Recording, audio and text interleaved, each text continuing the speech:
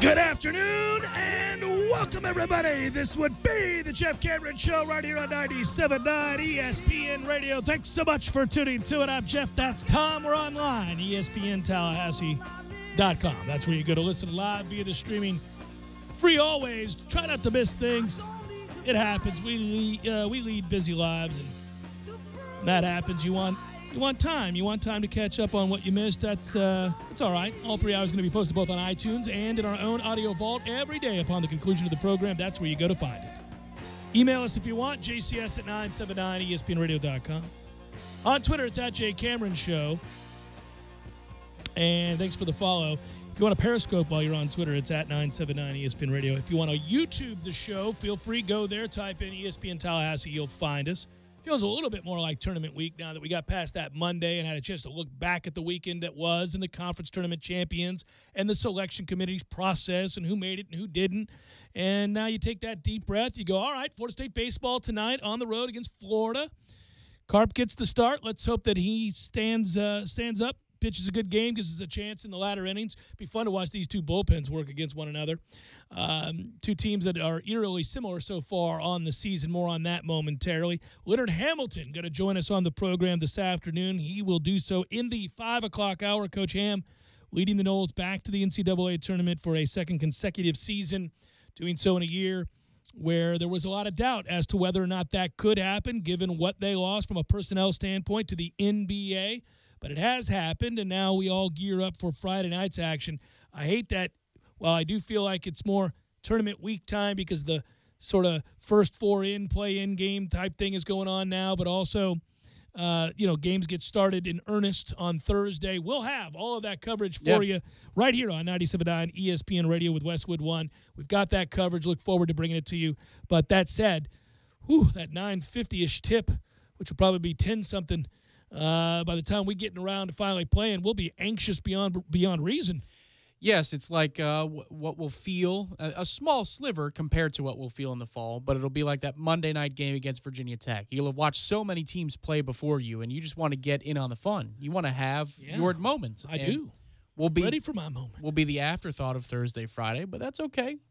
We might not be an afterthought on Sunday if we win. We'll at least be in the conversation at that point. So hopefully it turns out to be a Friday night of fun that leads into a St. Patrick's Day weekend. I think we're going to have a lot of fun watching this game on Friday night. It's a battle of two evenly matched teams who are very different in the way that they play, too. So it's a lot of fun to see who can dictate terms. And I think both will have moments where the ebbs and flow is controlled by the other. So we'll talk to Coach Hamilton in the 5 o'clock hour, like I said, about the season that was and the accomplishment of getting back to the tournament and a look ahead to Missouri. And I have had a chance to kind of do further research on Missouri. We'll continue some of that tonight, actually, just because I'm more curious than anything else. They're a group that I don't watch play. Why would I? But 8-10 or 10-8 in the SEC, and again, a five-star talent that they did not have throughout the course of the season, slowly making his way back. We'll see if he is healthy. And Porter Jr. is a kid that, if he's right, we could be in trouble because he's a game-changing player. That and bombs away from three, and that's going to be that's something that we give up routinely, but we'll see if they're hot on Friday night. If they are, well, that stuff kind of happens. But we have overcome in circumstances earlier this season where teams have been hot from beyond three to win a game. Boston College is a recent example of that, where they're shooting 12 of their first 20, and that's deep into the second half. In the first half went berserk. Yeah, I think it was 10 threes in the first half for Pitt. Crazy, like 10 of their first 11, right? It was really bizarre. So we've seen that and overcome it, but that is going to be one big-time variable. We talked about the officiating yesterday and how that's going to have to be in the paint to see if we can get their depth exposed a little bit. But the three-pointer and the shot from beyond the arc, we'll see how many uncontested ones we give up on Friday night, and we'll see how many they hit in general. I was a guy who all season long while watching college basketball said, do you realize how good an NCAA tournament we're going to have with all of the parity? That is a phrase too often used, obviously, when describing almost anything in college and pro sports. But it is true in college basketball that this has never had the feel this season of a two or three dominant teams prepared to carry the day. Everybody else is playing just at a shot for an upset. But in truth, we know these three guys or these two guys are the ones. That's just not true. Not even the number one overall seed feels ungettable. Hell, I really felt like during the course of that game against Virginia, through much of it, we were going to win the game, and we're hardly an elite team. So they can be had, and really everybody else that you've seen on that number one seed line can be had. Yes, and that includes a chance at revenge for us if we can get by this first game against Missouri. I would like to have that opportunity because I'm sure the way we played last year in round 2, the opponent we had, which was Xavier that was not a 1 seed. It was Xavier that snuck up on some people. They were laying in wait for us. And I'd just like to have the opportunity to say, all right, listen, I know we played against number 1 overall seed, and we were up 10 at halftime, and in a lot of ways we should have won that game here. Let's have a crack at a lesser team, albeit not that lesser, and a chance at revenge. That's when you get really nervous. I'll be somewhat nervous for the game on Friday. If we win that one, ooh, buddy, I'll be locked in on Sunday. I look at most of all of this as gravy. I'm not nervous. I'm just excited, and I'm pleased with the accomplishment. Some years that won't be the case. Some years I'll be much more nervous. I think with what comes with expectation are those nerves typically. If you have an expectation that a team ought to accomplish a certain thing, you go into games far more tense than you do at any other time. You know, a perfect example of that is the baseball team that plays tonight against Florida, coming off their first series loss of the year, happened to be their first ACC series. It was also their 8th game in 9 days. So the respite that they got while not playing on Sunday but playing the doubleheader on Saturday, I think was probably a good thing for this team. We'll see if they bounce back and have a little bit more juice going out there tonight. It's a one-game one-off. You never really know. You're as good as your next night's starter, and Carp gets that start tonight. But year in and year out with Florida State baseball, when they're hosting a regional and they're a top 8 national seed and a team that you think should get back to Omaha, I'm far more nervous when I watch those games, partly because baseball can be baseball and, you know, a great season can be lost very quickly with some oddities. But also the expectation is that you have to reach this certain place, and if you don't, everything was kind of a waste. And I hate that. I don't like viewing games that way, and I seldom do that as a fan. But I think there are years where that is absolutely true. It's also true of your favorite major league team, even though you have that knowledge of baseball. If you're a team, if the Mets won 100 games this year and their pitching was dominant, well, your goal isn't to get out of the first round of the playoffs. It's to go to the World Series. I mean, that's what you would be thinking, and it can be tough. And you see it in professional basketball, et cetera. Yeah, I was about to say, short of the NBA, you really have to look at those things as, well, we put ourselves in the best position to go on a run. In the NBA, it's, well, we're going to be in the finals. You know, because if you win 50, 60 games and you have the lineup that Golden State does, or you have LeBron in the East, well, for the last 3 years at least, that's been the case. And it was the same with Miami, San Antonio for a couple of years. In other sports, though, especially NCAA sports, basketball, baseball, we've put ourselves in the best position to make a run. Let's hope we make that damn run. Yeah, making a run in and of itself is really difficult. Forget if you're the number 1 overall seed in basketball or baseball tournaments or somebody who just got in. It's really difficult to make that run. Yeah, in basketball, I will say if you've got better players consistently, like North Carolina, like Villanova has recently, like some of these schools that are always seemingly hanging around Duke, et cetera, it's a lot better than being that 13 seed and trying to make that run. And, sure. And it's interesting because Virginia has the weight of those expectations more than anybody else this season. As we enter the tournament, it's not Xavier, it's not Villanova who just won a title. It's not North Carolina who's just coming off, is at it as well. It's Virginia. I can only imagine what that fan base feels and what they have to be infinitely proud of what they did, setting school records, all that stuff. But it's not the first time they've been a number 1 seed. It's not the first time people have said, attaboy, Tony Bennett. But it would be the first time they got to the Final Four with this group, with that coach, right? I mean, they need to make that next step, I think, to feel validated in what they've been doing. Yeah, that's the mantra this year, I would think, is Final Four at least. And they've got it, man. They got to play Arizona knocked out by in round Arizona 2, right? very easily, man. I mean, that's ridiculous. Yeah, that's a hell of a draw. I don't know what that's about, but I'm sure they're not pleased. Center in basketball that you got to contend with. Not like it's the worst draw in the world. You said the region of death yesterday. You talked about how 1, 2, and 3. You had Kansas and you have Duke and right. Michigan State. You're Kansas. You're a 1 seed, and your reward is that Izzo and Coach K are in your right region. there. So if you want to go to the Final Four, you're going to have to run through those guys. Waiting in the wings, it is rather brutal. It is. I can also say this at the start of today's show, which made me smile. By the way, tomorrow we will have some of the headlines for you as we get geared up towards the tournament. We pushed headlines back a day. It will take place tomorrow. You'll get that. Looking forward to crazy scheduling this week. In fact, crazy scheduling. We have tomorrow, I believe it's scheduled. We'll confirm it tonight. But Front Row Knowles should air 3 to 4, headlines 4 to 6 or so, and then Front Row Knowles again. We're trying to have the completion of those shows running concurrently or consecutively done by 6:40 so we can get you to the first 4, the tip off of the first 4. Get games. So we'll give you a programming update tomorrow so you know everything, but then it's wall-to-wall Thursday and Friday, save for a 2-hour special JCS where we're previewing our tournament game and getting you caught up to date on some other stuff too. Getting you caught up with that, and then also, we'll probably use the ham interview that we're going to conduct today in the 5 o'clock hour, which we look forward to, and some things about the Missouri game that we wouldn't have talked about leading up to all of that. Should note, basically, we are 1 week away from the start of spring practice. In fact, it's 8 days, so basically a week away now.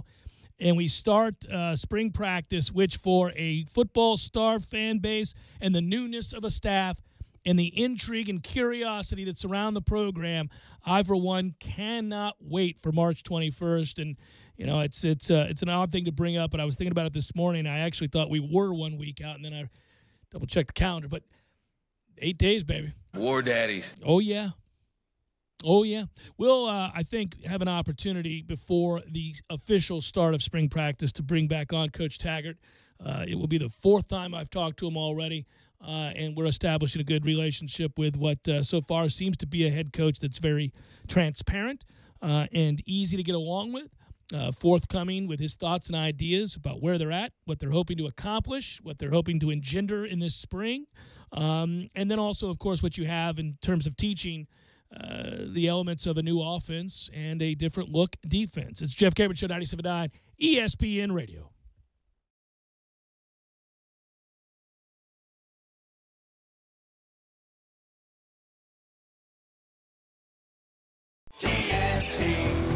Why does Mahindra have 97% satisfaction? Ask our owners. This gives me the ability to do what I want to do when I want to do it. I decided on Mahindra just because of the sheer strength, the size, the ease of the workability, and it was more of a comfortable machine than the others. You could lift just about anything with that thing. It has never let me down. And now get the industry's best 7-year limited powertrain warranty on select models.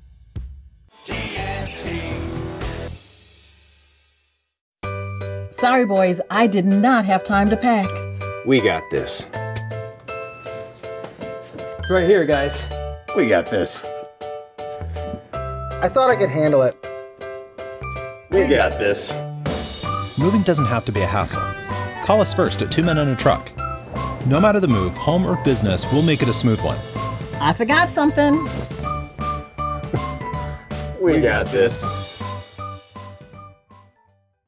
When you're in need of auto repairs, look no further than Nice Tire and Auto Service. Nice has been in business for 16 years with long-term, knowledgeable sales associates. They have the latest wheel balancing machine in the industry. And for passenger vehicles, they service AC, brakes, suspension, tune-ups, and much more. Never sit through a long wait. Nice Tire and Auto has 10 service bays to get you back on the road quickly. If you have tire problems, check out their large inventory with various Goodyear and Michelin tires. Nice Tire and Auto Service, 4792 Bluntstown Highway, 574-4100. I'm talking tough, like a state of mind. Tough, like a soldier on the front line. Tough when it gets rough, like my Ford truck. Always enough, I'm talking tough. Franklin Spring Creek Ford, the place to find your next truck in southern Georgia. I'm talking tough. Hey y'all, we're Chris and Preston from Low Cash. Head to Franklin Spring Creek Ford and see them about all of your vehicle needs. week. All-day drink specials and Irish cuisine. Traditional bangers and mash, fish and chips, and corned beef and cabbage will all be available for purchase between 12 and 4 p.m. Phenomenal live musical acts all day long. Crooked Kilts on the patio from 3 p.m. to 5 p.m. and Catfish Alliance on the main stage from 9 p.m. to midnight. $5 cover after 5 p.m. So throw on your green and Irish-inspired ensembles and get to Finnegan's Wake this St. Patrick's Day. Doors open at 11 a.m. 21 and up only. Finnegan's Wake Irish Pub, right off Thomasville Road next to 5th and Thomas. Don't just listen to The Jeff Cameron Show. Watch it live. The Jeff Cameron Show Streamcast. Live weekdays 3 to 6 p.m. Head to ESPNTallahassee.com today to watch live or catch up on demand. The Jeff Cameron Show Streamcast. Brought to you by Nice Tire and Auto, your trusted Goodyear dealer. Nice Tire and Auto, just minutes away from FSU campus.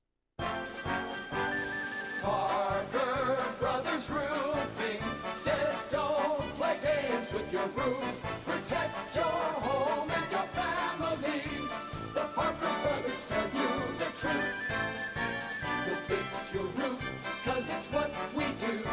With quality, integrity, and pride. Parker Brothers Roofing, professional every time. Stay safe and dry inside. Hey, this is Travis with Parker Brothers Roofing. No one besides us wants to hear that you need a new roof. It's one of the biggest home improvements you have to make, and Parker Brothers Roofing understands. We now offer financing for 0% over 60 months. Yes, that's 5 years. Call us today for 5 years interest-free financing on that new roof. 656-8112. That's 656-8112, or go to parkerbrothersroofing.net. Parker Brothers Roofing, professional every time. Stay safe and dry inside. License number CCC 049350. Did you know that one major advantage of propane cooking is that it offers more precise temperature control than electric? That means perfectly cooked meals every time. Propane also heats your home faster and maintains the warmth longer than electric or fuel oil, allowing you to potentially reduce your energy bill. If you'd like to know more, contact AmeriGas Propane right here in Tallahassee at 877-1122. And now Jeff and Eddie waste my time instead of recording a commercial.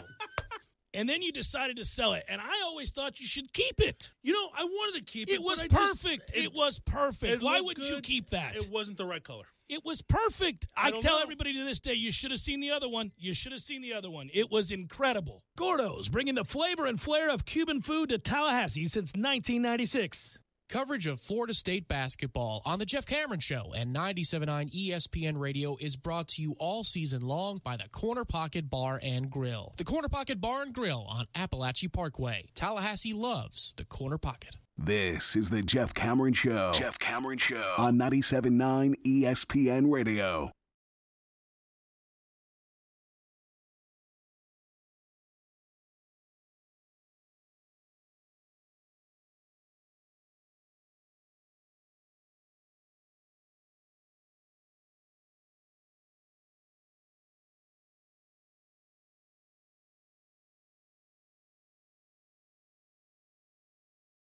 At ESPN Radio. Well, that's good. We've been tracking him down during last 24 hours or so. Looks like we can have Lee Sterling on Paramount Sports for an NCAA segment later this hour. Look forward to that. Talk a little bit about some of the props, some of the bands. Some of the bands. I've always had bands on my mind. Richie and the Bracket Busters. Yeah, there you go. Some of the brackets, not bands, but brackets. Something that starts with a B. Just throw it out quickly. You're talking fast. Make it happen. Yeah, so it'd be brackets. We'll look at it. It's Ronald Cinderella Jackson and the Fighting 12 Seeds. I do think this tournament's going to be crazy. This is going to be so fun. I feel like there's just so much in the way of uneven play throughout the country. We're usually not together when the tournament starts. So, we're in the office always all day for daytime events, but the way it's gone the last couple of years, we're just running Westwood 1, and we haven't been in the tournament the years prior. Do you have a tradition with the tournament, the way you consume it? Is there something you do to prep for it with your brackets? Is there anything weird to this week, or is it kind of just changed over the years? Status quo. I read a lot about the teams I don't know about, of which, admittedly, there are plenty. I think I'm not much different, maybe slightly different than the guy that's in any other bracket, right? I mean, any other pool that he's in. I mean, most of us watch the conference that our team plays in. So we're well aware of the opponents that Florida State has faced in this case. And you've watched the Carolinas and Dukes and Virginias and Clemsons and NC States of the world, and you know about Syracuse and Miami, etc. You may know, if you're kind of a fan of college basketball, even a relatively casual fan, you might know about certainly the top 25, top 20 teams. But there are so many teams in this thing that you just simply haven't seen play. And we all just have to own that. I hate talking to the guy that's taking a cursory glance or, has a surface level understanding of certain names of players on teams but haven't seen those teams play. I haven't seen a lot of these teams play. So you don't like talking to Seth Greenberg? That's correct. But he has, and that's what made that segment weird. Anyhow, I admit I haven't watched, for example, Gonzaga play this year. Well, I saw Gonzaga play twice this year. Twice. But, I mean, twice is not a huge sample size. Right. I won't pretend to know the ins and outs of Gonzaga.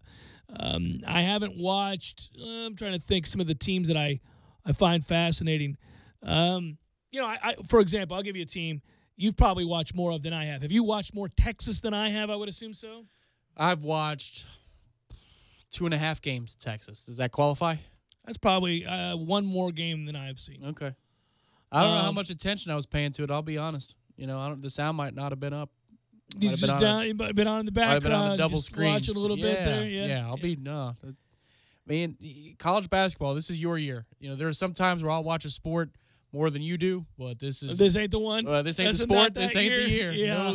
No, sir.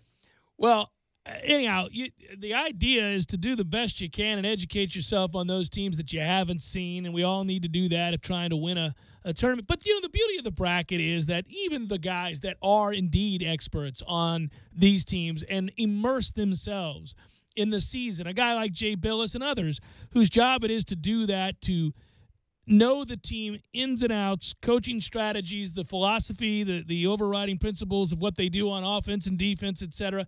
They get a ton of these things wrong. They don't get it right.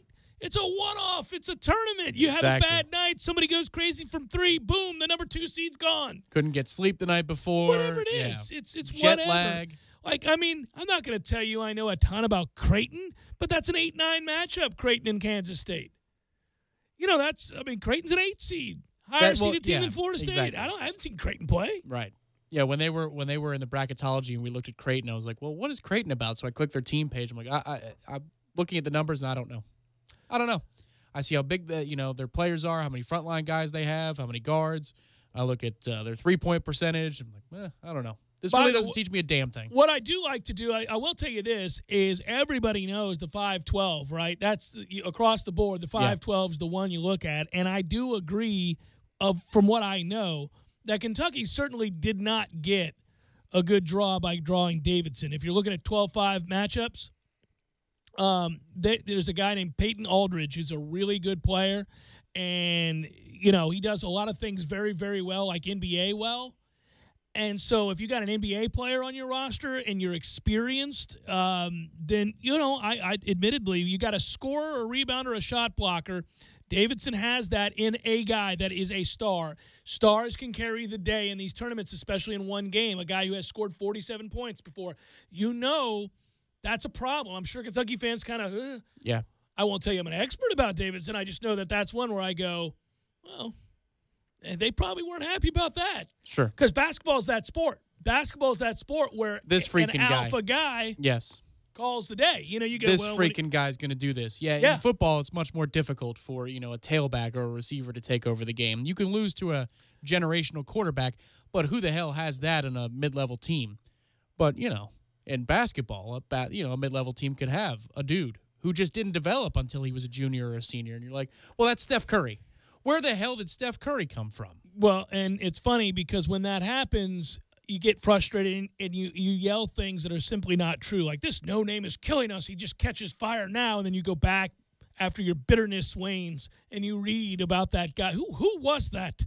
Oh, he's a top 15 draft pick, many people believe, who lit up their league. Turns out he's really good. Well, and even in that moment, I think most people in that situation would look at the draft and they say, well, that guy's a runt. He has no chance, only for him to become Steph Curry. And I was one of those. Yeah, I think we both thought he was too small. I mean, I know he was almost universally thought of to be a top 15 pick. So it's not like he didn't – there weren't people that didn't think he could play, God, right? No. Yeah, but I mean, there are a lot of top 15 picks. Well, the NBA is filled with guys where it's I was telling my wife this morning, it's kind of a funny conversation to reveal. Uh-oh.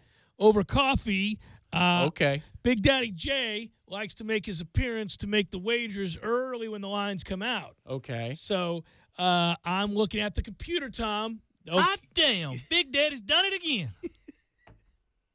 So sometimes, I'm not exactly advertising to my wife and kids that I'm doing some advanced research and scouting on games that I'm going to be gambling on. Hot damn, Big Daddy's done it again. So when she saw me reading about Loyola Chicago, she thought, why are you doing that? And I said, well, they're playing Miami, and I don't know anything about them, but I am kind of intrigued. Apparently this Clayton Custer kid is a guard that really can dominate games. And guard play in the tournament, as you well know. Should have just talked to the guy in the booth next to me. He would have given you a novel. By the way, that guy was talking about, I think, was Dante Ingram. He's 6'6". He shoots really well. He hit 66 three-point shots this year. Anyhow, has 162 for his career. Yeah. So you learn these little things. I'm sure it was. Well, I think it had to have been. Yeah, but the thing is, you read all these things as you're preparing to make your picks, and you're going to – and she goes, oh, is that for your pool? I go, maybe. Maybe it's for something else. Maybe it's just certain odds. And we were laughing about it and talking. And so, anyhow, the point of all that was, hot damn, Big Daddy's done it again. Big Daddy was doing some research on the wagers this morning. You asked about methodology. Well, that was it. It's reading early and often about who the hell these people are and which upsets seem most plausible. And maybe I am rooting for one there. I think you're right. I think other than that, it's just what everybody else is doing. I don't know. I'll probably take chalk everywhere else. Our coworker Travis is thrilled he is now famous for being the hot damn guy. Big Daddy will make an appearance before the show's over. Hot damn, Big Daddy's done it again. Been able to say it a lot lately. With all been a good year. It's been a good year, and moreover, it's been lately we've had easy pickings, low-hanging fruit out of the NBA with all the tanking teams. Oh yeah, you got to bet a lot to win little, but if you do it across the board on those teams that are simply not trying to win games, you're not touching spreads, nothing like that. It's just money line action. You got to squat to go get that. That's all that is. Just above the grass. Low hanging. That's how low. That's what you do, and you take it. It's free money, Tom. 10-0. Use it when you need it. That's right. 10-0. It's your money. In Tankapalooza games. 10-0. Who's 10-0? Well, this guy. Somebody who bets on tanking. Big Daddy. That's who. Jeff Cameron Show 97.9 ESPN Radio.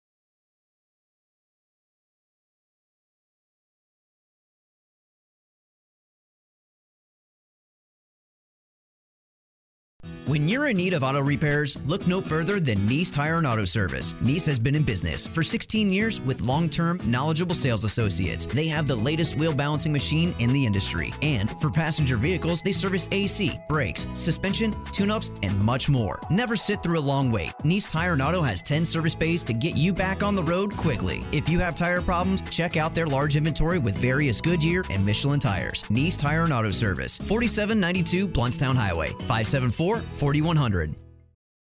TNT Supercenter is your one-stop shop for the largest inventory of golf carts and accessories, stocking over 150 new and pre-owned carts with prices starting under $2,000. Whether you're looking for a standard or custom golf cart, TNT has the perfect cart for you. TNT carries and services leading brands and a full line of premium Mad Jacks accessories. Stop by or call to find out about our zero-down, low-interest rate financing, free delivery, and rental programs. Visit TNTSupercenter.com. TNT. I'm talking tough, like a state of mind. Tough, like a soldier on the front line. Tough when it gets rough, like my Ford truck. Always enough. I'm talking tough. Franklin Spring Creek Ford, the place to find your next truck in southern Georgia. I'm talking tough. Hey y'all, we're Chris and Preston from Low Cash. Head to Franklin Spring Creek Ford and see them about all of your vehicle needs. Sorry, boys, I did not have time to pack. We got this. It's right here, guys. We got this. I thought I could handle it. We got this. Moving doesn't have to be a hassle. Call us first at 2 Men and a Truck. No matter the move, home or business, we'll make it a smooth one.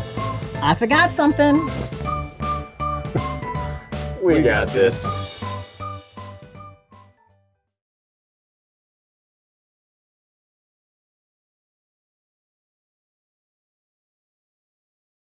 Are delicious and sure to keep you festive all day. Celebrate St. Patty's Day with Fire Betty's and Fox and Stag. Hi, honey. How was your day? It was fine. Pretty uneventful. How about you? Well, I called the auditors this afternoon and made an appointment for one to come out to the house. Wait, what? Have you lost your mind? Auditors? Why would you call them? Now we have to find our tax returns, paycheck stubs, and financial records, not to mention all those forms. Good grief. Relax, honey. It's not that kind of auditor. It's not? No. I called the City of Tallahassee Utilities and scheduled a free energy audit. Energy audit? Right. It's when an energy auditor from our own utilities comes out to the house, examines the structure, and checks our energy and water systems, and then recommends changes we might make to save energy, water, and money. And you said it's free? Absolutely. It's free from the City of Tallahassee Utilities, our own utilities. Sounds good to me. Let's save some money. If you're a City of Tallahassee residential, electric, and natural gas customer, you can schedule a free energy audit. Call 891-4YOU. That's 891-4968. And schedule your free energy audit at a time most convenient for you. A message from the City of Tallahassee Utilities, your own utilities. The madness is coming to the corner pocket. They're in trouble. Desperation. Yes! Choose the place with Tallahassee's best TVs. The Corner Pocket's Vegas Wall. 8 50-inch crystal clear flat screens. You won't miss a second of the action. Corner Pocket's your headquarters for the most watched sporting event in America. For the win! Good! A miracle! Delicious food, the best drink specials. Connect to their free Wi-Fi and keep up with your bracket. From the opening tip to the cutting of the nets. Come see why Tallahassee loves the Corner Pocket. Oh, my goodness! ESPN Radio Sports Center. I'm Christine Lisi. At this hour, the Vikings, the apparent winners in the Kirk Cousins sweepstakes. ESPN's Adam Schefter reporting the quarterback plans to sign with Minnesota Thursday. 3 years, $84 million, fully guaranteed, will be the highest paid player in the NFL. ESPN's Bill Polian. The old general manager in me gets a little bit stomach upset when I hear fully guaranteed contract. Here's the problem for the league. Kirk Cousins is not an elite quarterback. Absolutely not. Okay. One playoff game, no wins. So the numbers don't mean much. It's an accident of timing. From ESPN's Diana Rossini, with Cousins heading to Minnesota, Jets are shifting their focus to quarterback Teddy Bridgewater. The Saints and QB Drew Brees agreed on a $50 million contract, one-year deal, team option after the first year, has a no-trade, so he's virtually insured to finish his career in New Orleans. Receiver Paul Richardson expected to sign with Washington, 5 years, $40 million. The madness is here. Sign up for ESPN's Tournament Challenge on ESPN.com or download the Tournament Challenge app and fill out your brackets. You know when something's so obvious they call it a no-brainer? Well, here's a big one. Barbasol is finally making razors. Introducing the Barbasol Ultra 6 Plus. It's got 6 ultra-thin blades for a close, comfortable shave. You can go to Barbasol.com right now and save some money. That's a no-brainer, too. Live from the AmeriGas Propane Studios in the capital city of Tallahassee, this is the Jeff Cameron Show on 97.9 ESPN Radio.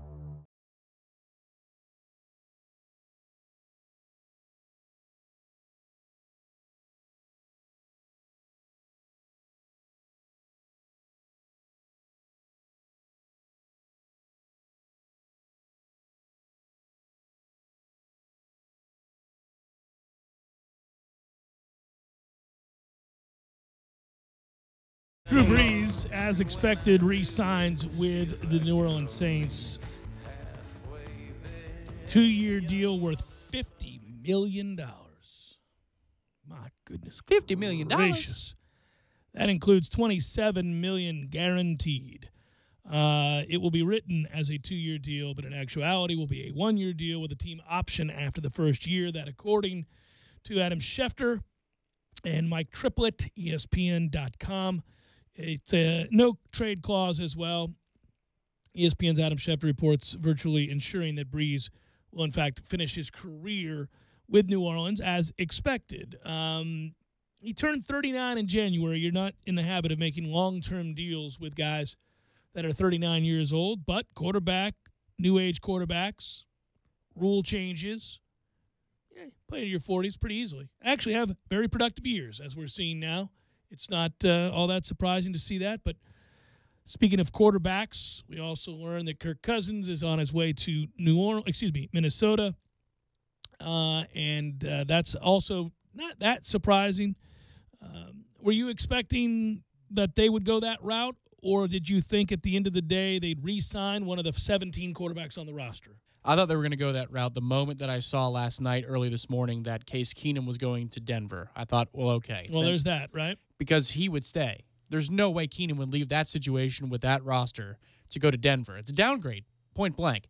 And Minnesota would be happy to have him if Plan A didn't work. But Plan A is to go get Kirk Cousins. So once I saw that, I thought that domino falls for a reason. It's because Kirk's going to Minnesota. Man, he's a nice quarterback, not a great quarterback.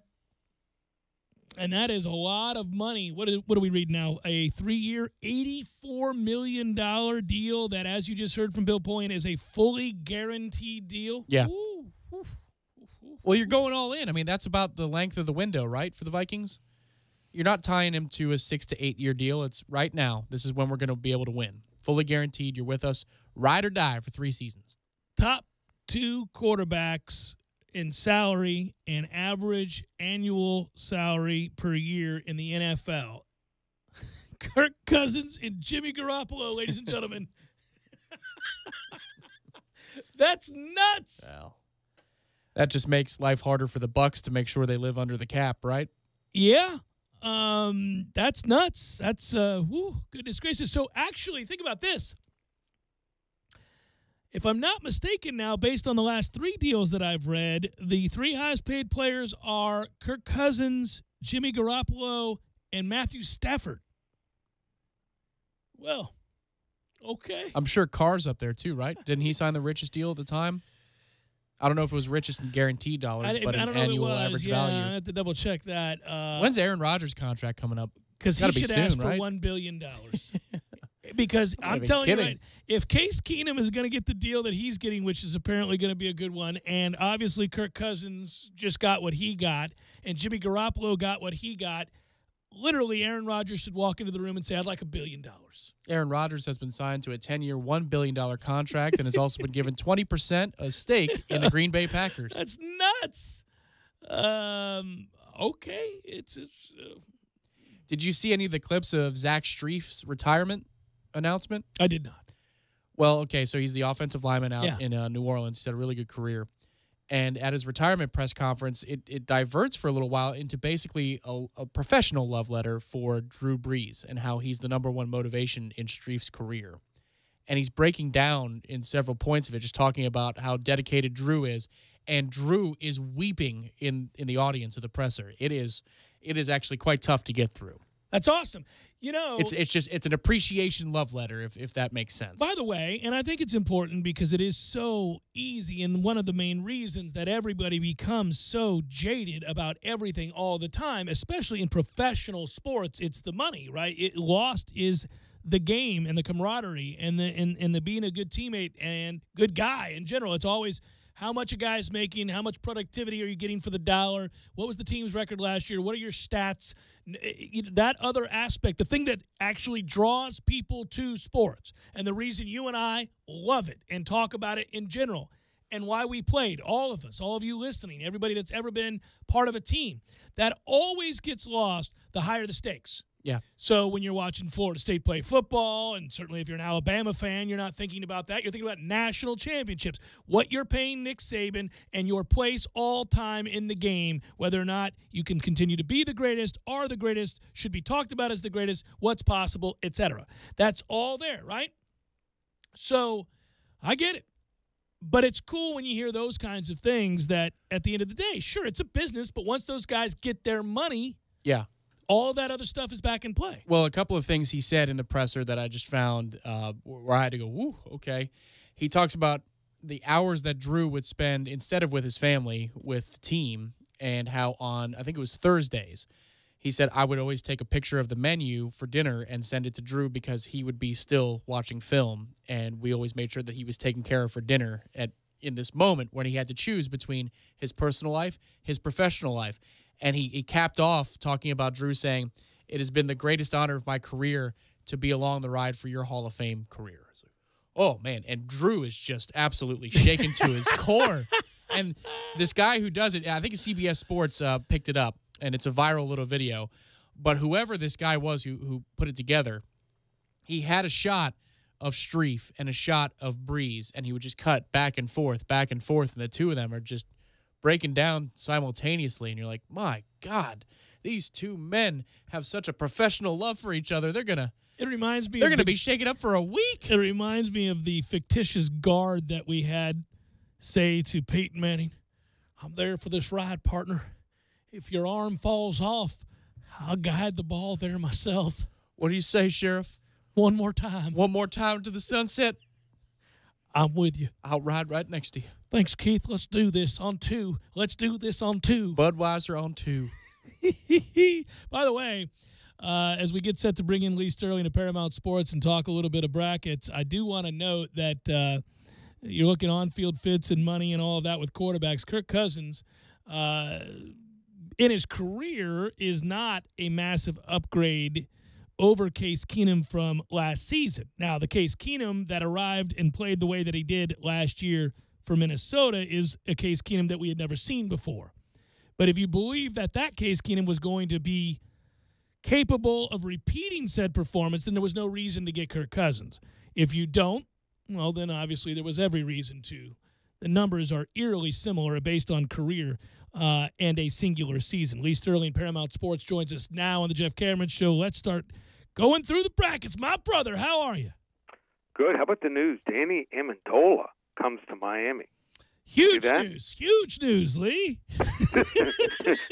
It usually works the other way. They steal someone, and that player becomes like Wes Welker, an All-Pro. I'm sure when we get him, the guy will be out of football within a year. You got a guy who's broken down, and that's why they were like, go ahead. Yeah, have a good day. Yeah. It doesn't appear the Dolphins are all in on an immediate winning future, by the way. No, I don't think so. I don't think so. What interests you beyond just our general joy and love of the NCAA tournament annually that we speak of? What is it that you like best about this one in terms of what you do, good sir, at Paramount Sports? Well, I think this is going to be a tournament where maybe for the first time in a long time we're not going to see a 12 seed win over a 5 seed. Okay. Don't like the 12-5s. No, I usually love them. I mean, I've been known to play maybe 2 or 3 for my clients with the spread, and usually at least 2 win outright. I think there's some capable teams. I just don't like the matchup. So, you know, they've some of those teams might have left it all on the court in the last week. So, like, I'm talking about teams like Davidson, New Mexico State, Murray State, and also South Dakota State. So, you know, if they played like a week ago, maybe, but now I just don't see them beating teams like Kentucky, that's the big Virginia. thing. Yeah, that's the big thing. I was going to say, I actually like Davidson's team, and there's talent there, but that's a bad matchup as Kentucky couldn't be playing better. And at no point this year have they played better than they are currently. Yeah, I'd like to know. The only, I think, 5 seed to me that appears vulnerable is Clemson, but I just have this, looking at the matchups, I think they'll get by New Mexico State. It won't be pretty, but they'll get by. Well, and Clemson, the reason you feel that way, lost 5 of their last 8 games. So when you see something like that, you think they're susceptible. But again, I would have liked Davidson if they had gotten a different matchup. I was talking about Peyton Aldridge, who's a nice player, a big, skilled guy, and can carry a team, and is an NBA guy for Davidson. But Kentucky's just playing so well right now. I may be with you on the 12-5 stuff. And Tennessee didn't play bad in that game. Kentucky just, was shooting lights out. There were guys right in their face who are making shots and dominating the board. So, and like everything, it's always going to be a fun tournament. Couple teams didn't deserve to be in, specifically Oklahoma. How do you win one game in the month of February and get in? I don't get it. 4-11 in your last 15. Yeah, you look at the teams that were on the bubble. Most of them under NCAA investigation, so that might have something to do with it. Yeah, and you know what? It's hard to feel sorry for Louisville for that very reason, because if what they're alleging is true, and some of which has already been shown to be true, you're like, well, you know what? Screw you. Right. Hey, by the way, as an aside, and I don't know if this is something that you would give your clients or even something you've thought about, because I certainly have it, and it's fair not to. Do you have any opinion on these first 4 about any of these teams ever? Like, I never know. Like, LIU, Brooklyn, and Radford. What the hell am I supposed to do with that in a big pool, right? Play the under. Usually bad teams have trouble shooting the ball. I'm playing the under in that game tonight, and okay, all right. And then the game. How about the game tomorrow night? Arizona State and Syracuse. Neither team had any. Neither of those two teams. After Oklahoma, those are the other 2 teams that I thought didn't deserve to be in. Yeah, but the body of work wasn't there. Arizona State started strong, but look at their conference play. They weren't any good and lost in the first round of the tournament. Yeah, one thing to note, by the way, with those 2 teams, and the one thing to note, I guess, specifically to Syracuse, is that although they probably certainly can be argued should not have been in the tournament, the last time we did so was 2016, and they just went through this crazy run, Right. That's what's, you remember? How about that run, that conference tournament run? It was nuts. That one time with nothing. It was really like 5 guys. I think they rotated a 6th guy in once in a while. They were calling timeouts just to give their starting 5 a breather. And then even the year they won it with Carmelo Anthony, that was not a great team. He was just that kind of player. Yeah. Yeah, caught fire. Just hasn't translated to the NBA game for Carmelo. So. Let's talk about some angles that you're looking at as we look at the East, Midwest, West, and South. What do you got for me? Well, let's start out West. I think that's the most balanced region. When you got teams like at number 2, 3, 4, and 5, and even 6 of North Carolina, Michigan, Gonzaga, Ohio State, and Houston, any one of those teams I could see in a Final Four. I have a feeling Xavier's not going to be able to get it done. So if I had to pick one team there, this might be the region where you might see a shocker. I might go with Gonzaga there. The one team I do not like at all, and you get to play them the first round, is Missouri. So you catch them at the right time with Jordan Barnett out. So I think Florida State, which is balanced, I think they'll come out and play a whole lot better than they did in the ACC tournament. I think they'll win the game by like 2 points and then get dispatched. Well, yeah, they'll get beat by Xavier. And the thing of that is that's fine. In a year where you lose 3 NBA players, I think a lot of people around here would be wise to kind of look at this and say it's in a year of overachievement to get back to the tournament. They won with a bunch of role players this year. Yeah. So I would actually think Ham did maybe one of his better jobs in getting this. The only thing that I would say was a little disappointed in, there were some games they just didn't bring it. Yeah. No effort. Yeah, well, I think there's 2 things that happened. One problem was that one of their leading energy guys ended up having a toe and an ankle injury, and when he doesn't bring it in Terrence Mann, the other guys tend to follow in that way. I'm just curious as we go into this game, the relative health of he and Brian Angola. If the time off, which actually losing to Louisville in the tournament might have been good for them, if they get back healthy, then they could be an energy team and they could go out there and dispatch Mizzou like you're saying. I don't think they can beat Xavier either way. No, but I think it'll help them. There's a lot of teams where that happened. Looking at the Midwest, I think that's the toughest. Well, region. it's a beast. You got to talk about Kansas and Duke and obviously Michigan State all in the same region. Michigan State, as little as a month ago, they're a number 1 seed. Yeah. So don't like a whole lot of the teams from like 4 to 11, 4 to 12. But with those three, I mean, you got. I would maybe look at someone like Michigan State. Something's wrong with Duke. I mean, that kind of talent. I think maybe it just falls on the point guard's shoulders. I mean, Gary Trent's good enough, so I think it's probably Duval's fault that they haven't been able to win a lot of those close games. And there's a lot of games they led almost the whole game, and they'd faltered down the stretch, like the Virginia Tech game. 2 teams maybe to look out for the first round or two. Seton Hall, I like Seton Hall a lot there. As an 8 seed, yeah. They can win a couple of games there. NC State, I mean, talk about a team that plays no defense. I mean, they don't even sometimes wave at guys as they go by them. So I'll say in that region, probably Seton Hall's my sleeper. I like Michigan State. The worst region, the weakest region, I would say is the East. Villanova, I don't think it's the same team. I mean, Brunson really brings it, and he takes them to a next level sometime, but wouldn't shock me if they don't make it all the way here. Purdue, their front line is so slow. They could have trouble with a second-round game against Arkansas. If Arkansas wins that first game, that's going to be an upset call for me. Do you want a sleeper in this region? Number 3, Texas Tech. I think they'll get by. Maybe Stephen F. Austin will be close and people won't be talking about him. They can make a deep run there. In the South, where Virginia is the number 1 overall seed for both the entire NCAA tournament, but also that region, of course, I'm curious, that Virginia team has had a lot of praise heaped upon it before and then never gotten to a Final Four, and is a team that has had 1 seeds before. But this team does look different, not only with the way they defend, but they actually score better this year than they have in years past. Do you like them coming out of the South? I do, and I got to see them up close and personal. I mean, they are scary good.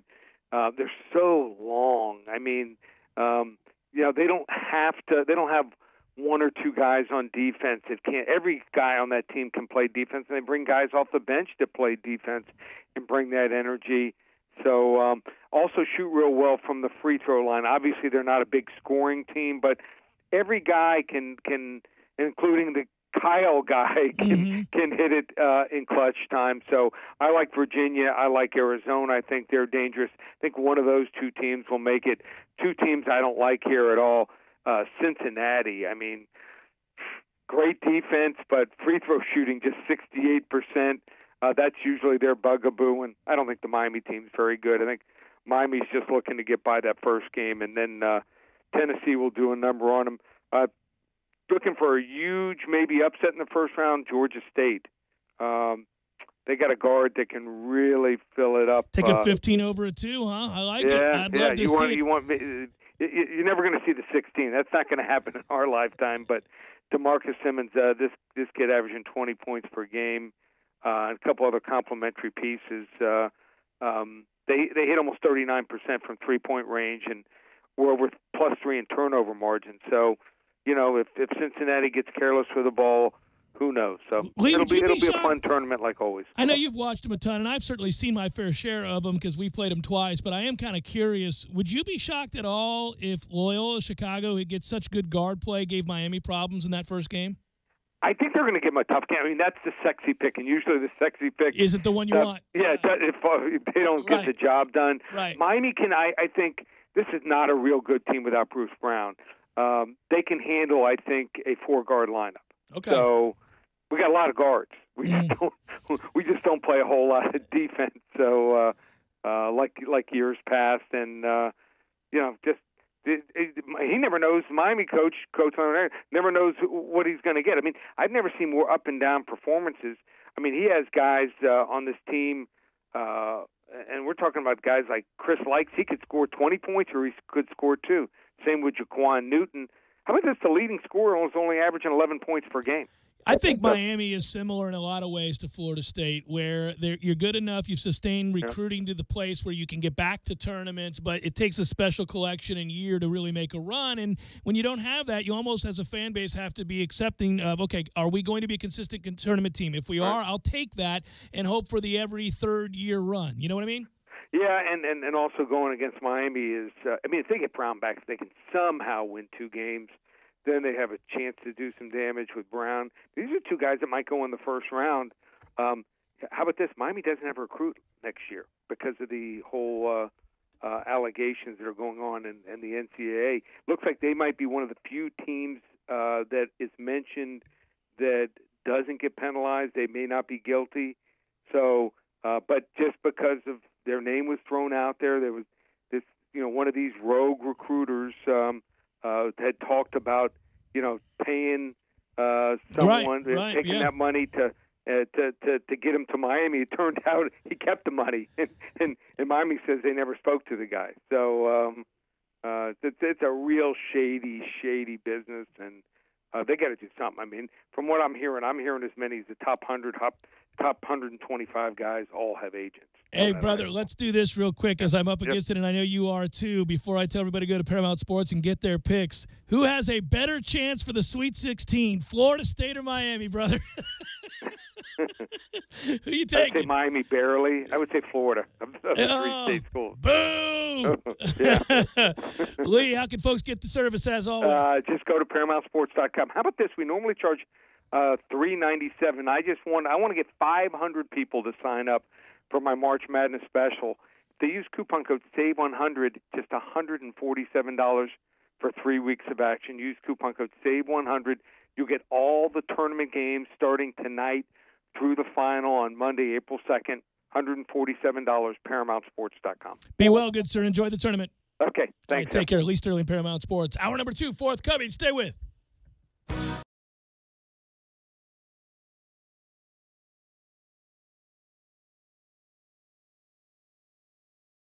I'm talking tough, like a state of mind. Tough, like a soldier on the front line. Tough when it gets rough, like my Ford truck. Always enough, I'm talking tough. Franklin Spring Creek Ford, the place to find your next truck in southern Georgia. I'm talking tough. Hey y'all, we're Chris and Preston from Low Cash. Head to Franklin Spring Creek Ford and see them about all of your vehicle needs. When you're in need of auto repairs, look no further than Nice Tire and Auto Service. Nice has been in business for 16 years with long-term, knowledgeable sales associates. They have the latest wheel balancing machine in the industry. And for passenger vehicles, they service AC, brakes, suspension, tune-ups, and much more. Never sit through a long wait. Nice Tire and Auto has 10 service bays to get you back on the road quickly. If you have tire problems, check out their large inventory with various Goodyear and Michelin tires. Nice Tire and Auto Service, 4792 Bluntstown Highway, 574-4100. Sorry, boys, I did not have time to pack. We got this. It's right here, guys. We got this. I thought I could handle it. We got this. Moving doesn't have to be a hassle. Call us first at 2 Men and a Truck. No matter the move, home or business, we'll make it a smooth one. I forgot something. We got this.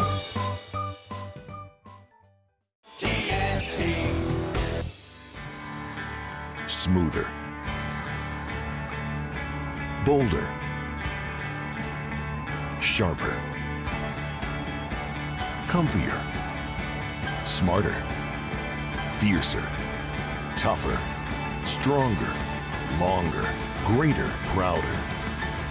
Gravely zero-turn mowers.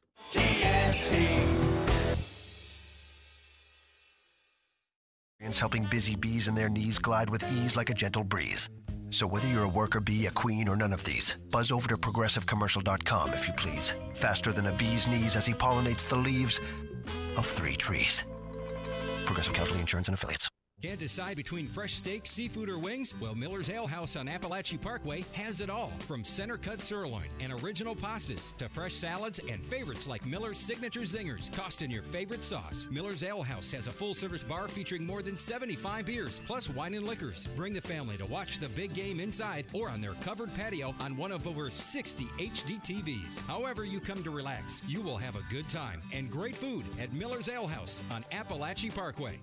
When you're in need of auto repairs, look no further than Nice Tire and Auto Service. Nice has been in business for 16 years with long-term, knowledgeable sales associates. They have the latest wheel balancing machine in the industry. And for passenger vehicles, they service AC, brakes, suspension, tune-ups, and much more. Never sit through a long wait. Nice Tire and Auto has 10 service bays to get you back on the road quickly. If you have tire problems, check out their large inventory with various Goodyear and Michelin tires. Nice Tire and Auto Service, 4792 Bluntstown Highway, 574-4100.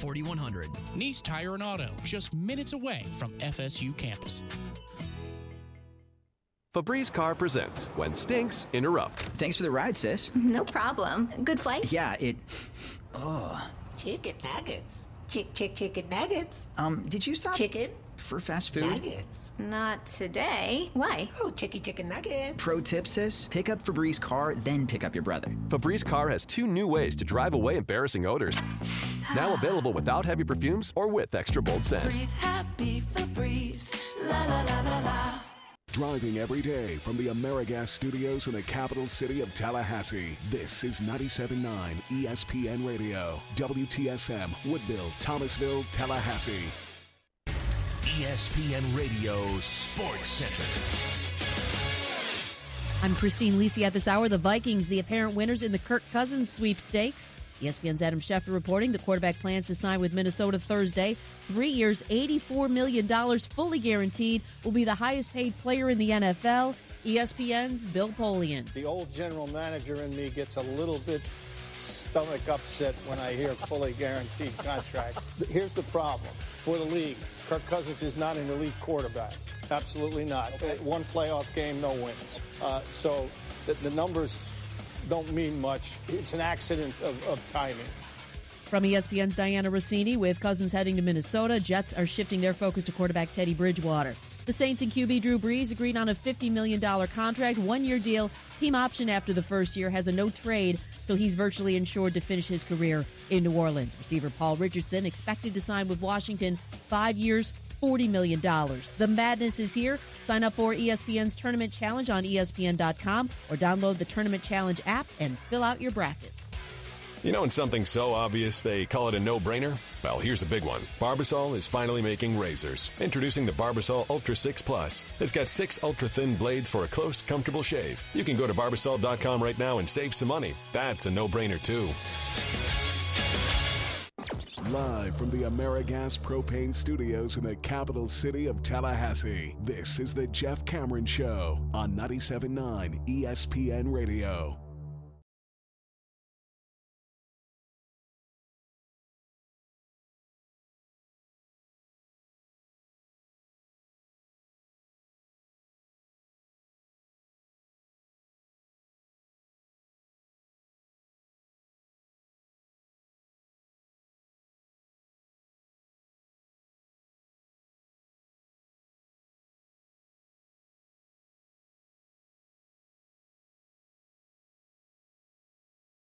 Hour number 2, Jeff Cameron Show, 97.9 ESPN Radio. Thanks for tuning to it. Should mention, I didn't earlier in the program, Florida State earned a 3 seed.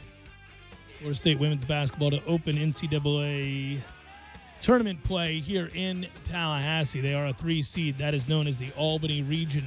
Some of you have asked what that was. There you go. The first 2 rounds, as we noted last time we had Sue Simmerow on the program, those first 2 rounds will be here in Tallahassee, and we'll end up facing the University of Arkansas Little Rock in the first game. That game is scheduled for this Saturday, March 17th, this Saturday, 11 a.m. Make your way on over there. Have a good time. By the way, the Noles and Trojans are in the Tallahassee Regional and South Florida. Finished second, by the way, to UConn in the American Conference. And then the Buffalo Bulls at 27-5. Of course, you knew the Buffalo Bulls were out of the MAC. That's correct. You also knew that the women's basketball team finished 27-5, 16-2 in said MAC? Turner Gill. That's how I knew where Buffalo was and what they were. Any of them will do. That clip is gold. Turns out that dude won a national title when he paid the right amount of money for a quarterback that could do that. No doubt. I always, that clip is always a Matt Millar memory. He loved that clip. Well, it's one of the greatest clips ever. It's hilarious. Yeah. It's ridiculous. You can always get him to say any of them. Well, it's just because that guy, I love how committed that guy was. He was so devastated. He mentioned Turner Gill. He mentioned every other coaching prospect at the time. Any of them will do. 5-19 or 3. What was the number? 5-19 is not what we need. 19 is not what we need. Yeah. As mentioned a moment ago, rather tongue-in-cheekly, I might say, by Lee Sterling, Danny Amendola intends to leave the New England Patriots and sign with the Miami Dolphins. That according to ESPN. And so he is in the he's the second wide receiver to commit to signing with the Dolphins. They also got Albert Wilson, who committed to a 3-year, $24 million deal as well. So trying to fill the void of Jarvis Landry. It's funny. To the Cleveland Browns. You're getting free agency before free agency because it's all about what somebody intends to do because free agency does not officially start until tomorrow. And I guess ESPN abandoned whatever policy they were trying to institute, which said that you can't break news on Twitter anymore for the insiders. You had to go to the website or use any of their platforms. That lasted all of about a month because all Schefter's been doing for the last 16, 18 hours is breaking news on his Twitter about every deal that's Which, coming. oh, by the way, is his job, so Right. he should do exactly that. I mean, it makes perfect sense. And also, by the way, Amendola is 32 years old. I was wondering exactly why it was that he and the Patriots would be parting ways. He had accepted to a pay cut in each of the past 3 years to remain in New England. How's that negotiation go? Not well for the person who is being asked to take the pay cut. You can leave at any time. That's exactly how that goes. Or you can take this deal. Yeah. Take that. We think it's a good number for you, Danny. Well, and here's the problem. You're probably still in the league because a guy named Tom Brady is throwing the ball to you in a system. But this is 40% less than what I was making. Yeah. It is. There's no emotion involved in that, right? It is. That's exactly right. I need to know now. He would probably commend you for knowing the percentage that quickly. That's exactly right. Working on your math. That's very good. All right, 38%. All right, well done. Well done. I'm very Good proud. negotiating on your part. That's well done. Yeah, so that's what he's got. Anyhow, he's going to Miami. Yeah, you're right. That guy as the negotiator is ruthless. Right. Well, it's Bill. Yeah, he's either sign that or you can hand me your playbook right now. And it's exactly how that would Get go. the egg timer. You have 30 seconds. I'm not going to give you much time to weigh the options. That said, by the way, kudos to Tom Brady for hammering that beer last night. I finally saw that footage, and oh my, that's impressive. That is, yes. So if you didn't see it, if you don't know what I'm talking about, just as an aside, Tom Brady was on Stephen Colbert and proceeded to. Well, I mean, Colbert pulled out 2 glasses of beer. And he said, you don't drink beer, do you? And he said, not ordinarily, no. And he was making fun of the fact that he's so strict with that diet. And my goodness. I wonder what he had to do to detox himself after having 1 pint of beer. But he did say that, ordinarily he wouldn't do that. And then he said, but there was a time when I could put away a beer very quickly. He's like, are we timed? And then you saw he's one of those guys. And I've told you, I once had a roommate and a friend that does that thing where you can just open your throat and drink as much. Like you see people drink a pitcher. Yes. In no time. Yeah. I don't. That's nuts. I have searched high and far for this commercial, this O'Doul's commercial, and I can't find it. It's from the 90s, but the jingle went, give me an O'Doul's. I don't remember this at all. At the end of the commercial, it shows a guy pounding. Hammer one? He just hammers a pint all the way down. Yeah. Like that. That's a for a special skill. non-alcoholic beer commercial. It just was interesting. Used to win money off of my friend. When people would come over to the house to have parties, we would, say, hey, I bet my friend can drink this many beers in this amount of time, or I'll drink your friend. And his name was Ross, and his name is Ross, and he could just bam, bam, bam, 6-pack in no time. You could line up a 6-pack. It was dangerous. Now, he was done for the night at that point? Usually it'd catch up to him. Yeah, he had a problem. Usually that was ended up in I'm going to call it a day. He'd go to bed or whatever. All right. Yeah. I'm Thank off to you, bed. everybody. Yeah. I'll take my $20. Yeah, have a good night. Made my money. This will be useful tomorrow when I go and just have a good time instead of being a circus. Yeah. That's exactly right. Some people pounded beers, and some people may have hit, golf balls into stadiums. Everybody just had their own they had their skills. I think it's funny there are those, especially on WEEI, who questioned whether or not that was real beer in the mug, but my hope is that it was. Whatever it is, he can chug like a crazy man. It's crazy to think anybody could do that. It doesn't matter what the substance is, that chugging is a skill, and he has the skill. Arizona, that would be the Cardinals. News, Fast and Furious. Adam Schefter reporting that they will be picking up the contract for one Sam Bradford as he'll make his way. Yeah. And we just play quarterback roulette. What's the number? Wait for this. That number is 1 year, $20 million deal, and it includes a $15 million guaranteed price tag. Okay, so you're going to get rid of feeble Carson Palmer, and we'll bring in the sturdy Sam Bradford to replace him on a 1 year, $20 million deal. 15 guaranteed. Oh, well, excuse me, 15 guaranteed. Teddy Bridgewater, meanwhile, is looking now at the Jets are now looking at Teddy Bridgewater. Good move for the Jets. I hope he works for the Jets. Not for the Jets' purposes, but just for Bridgewater. I hope that's a success story where they say, well, he had that one interception in his one pass attempt to Minnesota, but it marked a return to prominence because he looked like he was on the brink of being an above-average quarterback. I'm not going to say an elite one, but an above-average NFL quarterback, and that would be just an awesome story. I thought so, too. I thought the Vikings were moving in the right direction, and they had their franchise quarterback who was only going to get better and maybe sniff the top 10 range at some point in his career. I thought that was possible. He was moving in that direction. Then that injury happened, and obviously that was sad. You root for that guy. By the way, I do kind of feel bad for Sam Bradford. He posted some record numbers the 1 year before he suffered a knee injury again, and or was it a knee or was it a elbow? I can't remember. Maybe a shoulder or a hip. He's had a million of them, I know, and that's what he is, oft injured Sam Bradford. But if you recall, well on his way to doing some things. He had a breakout year in 2017, and he's oft paid. Poised to have a breakout year in 2017. Every contract he signs is just crazy kinds of money. That's what he's about. That. Well, and as you should be, if you're going to be hurt all the time, you might as well collect as much as you possibly can. It is insane. He'll be bionic by the time he's 50. I was right. It wasn't. I was right. It was a knee injury.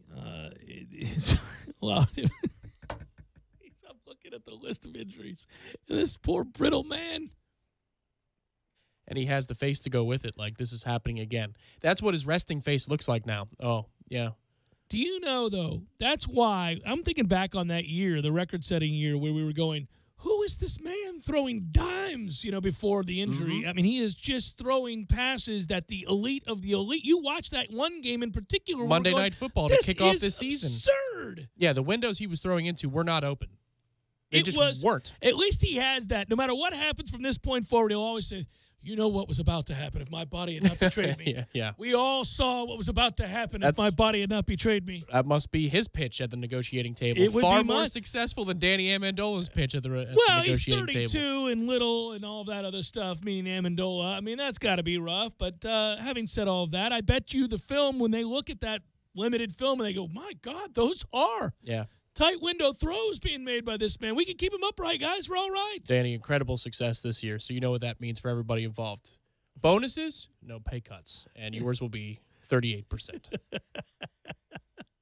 No pay cuts is a line oft heard. By the way, latest mock draft from our friend Charlie Campbell. Oh, Charlie is going to do these, once a week until the draft? I think he did one yesterday. Yeah.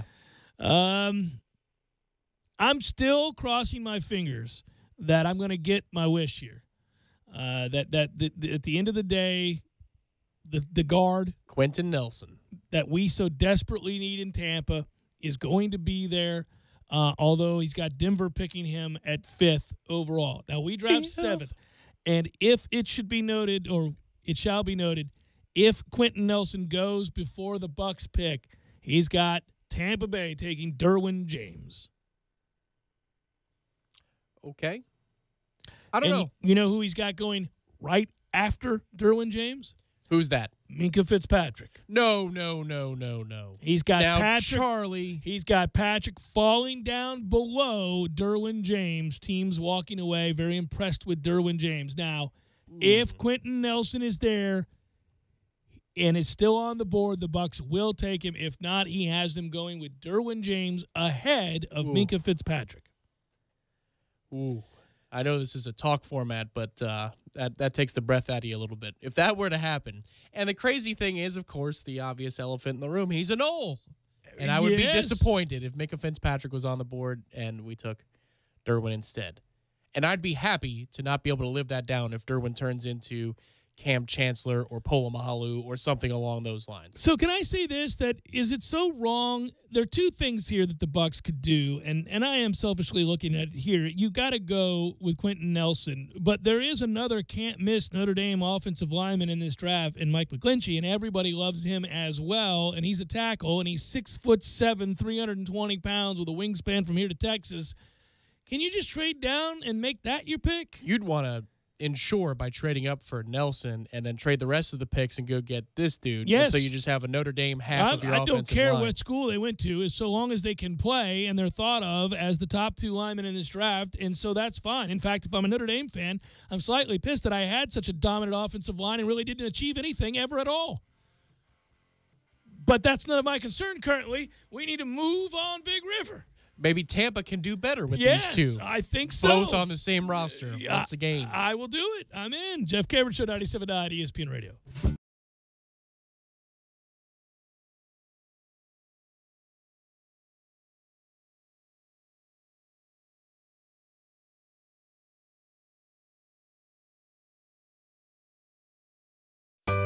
Sorry, boys.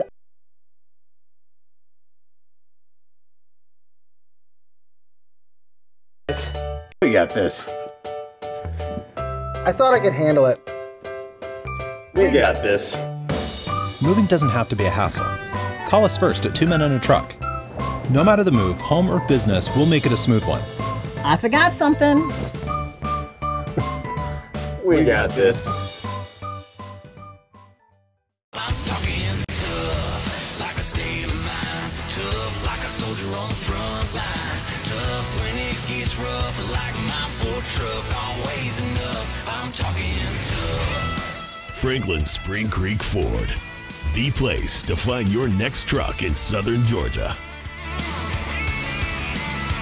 I'm talking tough. Hey y'all, we're Chris and Preston from Low Cash. Head to Franklin Spring Creek Ford and see them about all of your vehicle needs. TNT. Landowners, your Mahindra dealer is ready to help you save during Mahindra's Red Tag Sale.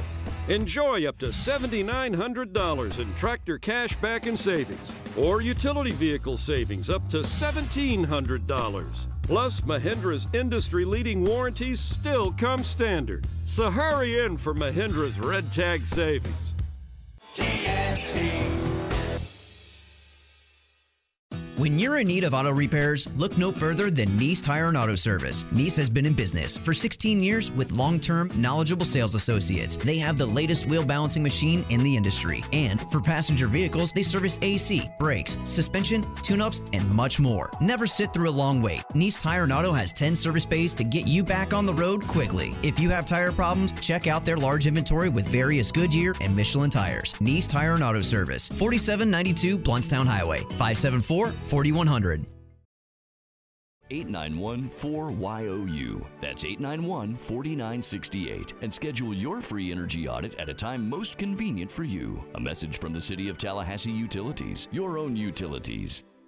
Hi, Chris Kraft for Kraft Nissan. March is here. That means another fiscal year end for Nissan Corporate. And while the other dealers' year ended in December, Nissan's is March 31st. And that means only Kraft Nissan has December savings in March. Seriously, factory has given Kraft Nissan a very aggressive number. I mean, big number to hit by month's end. Most dealers would not even try to hit that number because there's an all or nothing cash reward. But based on setting all-time records 3 years in a row, I'm betting Kraft Nissan will set another all-time record. And to do so, I'm drastically lowering prices and passing that cash reward onto you. So if you thought you missed year-end savings, you haven't missed Nissans. Plus, all new Nissans come with Kraft Nissan's exclusive free lifetime warranty. And this month, free maintenance for 2 years or 20,000 miles. Altimas, Maximas, and Rogues have savings up to $6,000. Titans have 0% for 72 months. Available no money down and no payments until June. At Kraft Nissan, our prices and discounts cannot be beat because we share our fiscal year-end bonus with you. Kraft Nissan on Mahan Drive between Academy Sports and Costco. Financing through NMAC with approved credit.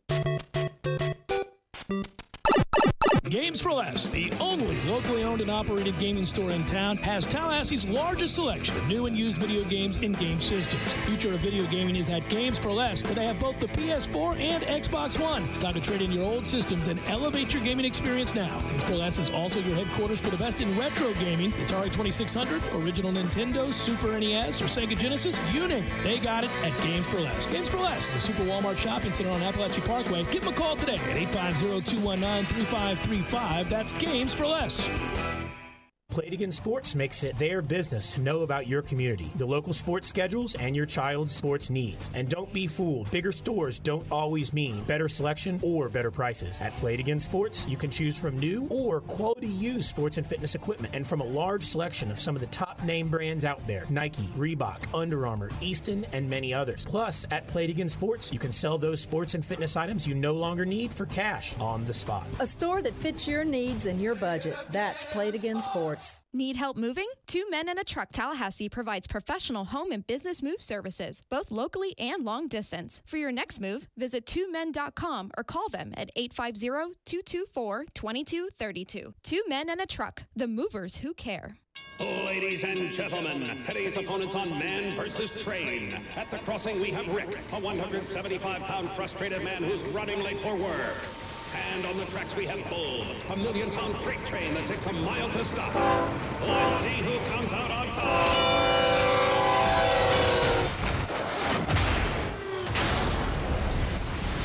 You can't beat a train, so don't try. Stop. Trains can't. Brought to you by the National Highway Traffic Safety Administration. This is the Jeff Cameron Show on 97.9 ESPN Radio.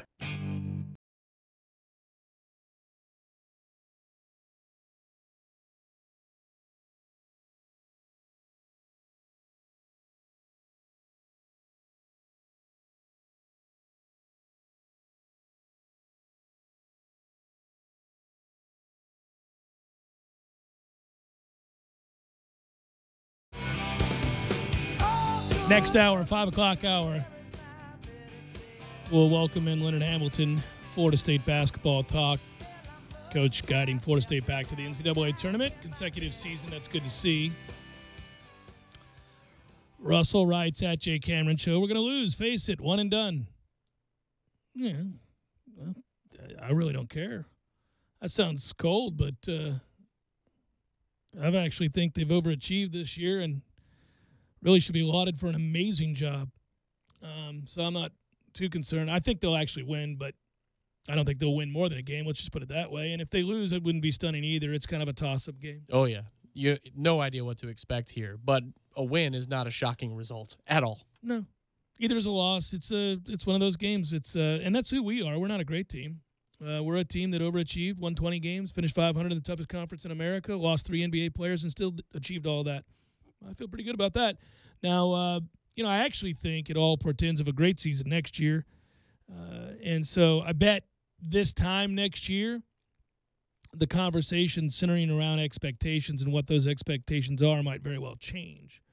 It might be one of the seasons where we go, I actually expect them to do more here. I know there is still an arbitrary nature to a tournament, but I actually expect more, and I hope we're in that position. I like being in that position. I would rather it calls for more nerves and frustration and fears, but I like being in a situation where I'm expecting a hell of a lot more. We got to give away some tickets to Wild Adventures. I know there's a giveaway, and we're part of that giveaway, and I just want to send out my love and best of luck, well wishes, and kisses to all of you in the hopes that you can win a family 4-pack to Wild Adventures. It's a giveaway, folks. That's correct. Also, the tickets expire the end of next month, so if you want to make a jaunt over, maybe for spring break or as the weather turns. Yeah, I was going to say, before it gets too hot. Yeah, exactly. For a beautiful day at Wild Adventures. It's good to get over there before it gets too hot. Man, it's something to watch the fat people at Wild Adventures when it gets really warm outside. They labor less if you go now a little bit earlier. Don't want to jam up the lazy river, you know?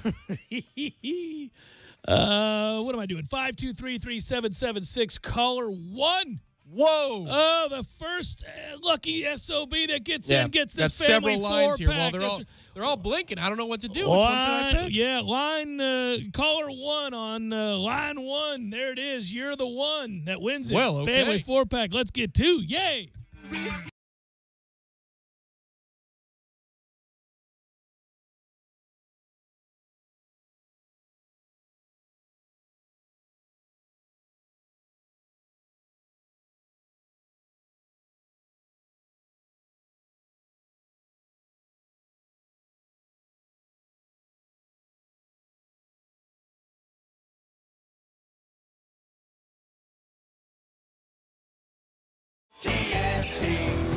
Why does Mahindra have 97% satisfaction? Ask our owners. This gives me the ability to do what I want to do when I want to do it. I decided on Mahindra just because of the sheer strength, the size, the ease of the workability, and it was more of a comfortable machine than the others. You could lift just about anything with that thing. It has never let me down. And now get the industry's best 7-year limited powertrain warranty on select models.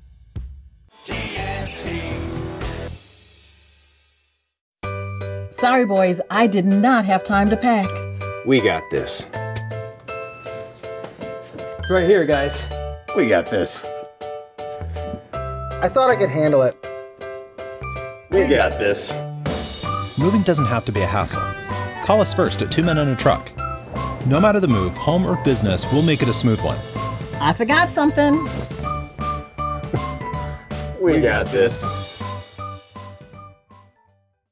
When you're in need of auto repairs, look no further than Nice Tire and Auto Service. Nice has been in business for 16 years with long-term, knowledgeable sales associates. They have the latest wheel balancing machine in the industry. And for passenger vehicles, they service AC, brakes, suspension, tune-ups, and much more. Never sit through a long wait. Nice Tire and Auto has 10 service bays to get you back on the road quickly. If you have tire problems, check out their large inventory with various Goodyear and Michelin tires. Nice Tire and Auto Service, 4792 Bluntstown Highway, 574-4100. I'm talking tough, like a state of mind. Tough, like a soldier on the front line. Tough when it gets rough, like my Ford truck. Always enough, I'm talking tough. Franklin Spring Creek Ford, the place to find your next truck in southern Georgia. I'm talking tough. Hey y'all, we're Chris and Preston from Low Cash. Head to Franklin Spring Creek Ford and see them about all of your vehicle needs. 77-11-22. Might I suggest the chicken taco salad from Bandito's Burritos, my friend? Each morning before you wake, you dream of breakfast like Mom used to make. Eggs, bacon, potatoes too. Can't wait to eat all this amazing food. Then the alarm bell rings and no one's cooking you anything. Real life is hard when your morning is hell. Have breakfast with a fried egg shell. Get 2 naked egg tacos for just $3.49. All the breakfast you love wrapped in a fried egg shell. Only at Taco Bell. At participating stores for a limited time during breakfast hours. Prices may vary. Tax extra. Need a place to watch your favorite sporting event? Hobbit American Grill, voted best wings in Tallahassee by Tally Awards 3 years in a row. They have daily lunch specials, all under $9. Happy hour drink specials and happy hour on Friday, 2 p.m. to close. Darts are now available on West Pensacola Street. Hobbit American Grill keeps it local with a wide variety of locally crafted beers, plus a full bar. Hobbit American Grill, 3 locations to choose from: 400 Capitol Circle Southeast, 2020 West Pensacola Street, and 5032 Capitol Circle Southwest. Visit them online at myhobbitonline.com. Freddy's Pizza. Hey, I just got my pizza and there's a piece taken out of it. Yeah, that's our fee. But I paid for the whole pizza. And you got the whole pizza, minus our fee. That doesn't make any sense. Nah, it's just like being charged a sign-up fee on a personal loan. I'm sorry, what? You got feed. Goodbye. Oh, wait a sec. Marcus by Goldman Sachs offers no-fee personal loans for home renovations, major purchases, or managing credit card debt. Don't get feed. Visit Marcus.com. Out on the golf course, there are the obvious hazards. There's the pond, the bunker, the rough, the even rougher. Yeah, put me down for an 8. The giant maples. The row of houses out of bounds on the right. The angry flock of geese who've surrounded your ball. Even the occasional groundskeeper you had no clue was there. But if you think you found every possible hazard out there, think again. The hazard you missed could actually be a killer. It's the spot on your skin, the one that could be skin cancer. Fact is, if you're a man over 50, you're in a group most likely to develop skin cancer, including melanoma, the kind that kills one person every hour. 1 in 5 Americans is likely to develop a form of skin cancer during their lifetime. That's why your best shot is to check for a spot. It's easy. Follow through and check your skin. It could be the save of a lifetime. Go to spotskincancer.org to find out how. A message from the American Academy of Dermatology. ESPN Radio Sports Center. I'm Christine Lisi at this hour. The Vikings, the apparent winners in the Kirk Cousins sweepstakes. ESPN's Adam Schefter reporting the quarterback plans to sign with Minnesota Thursday.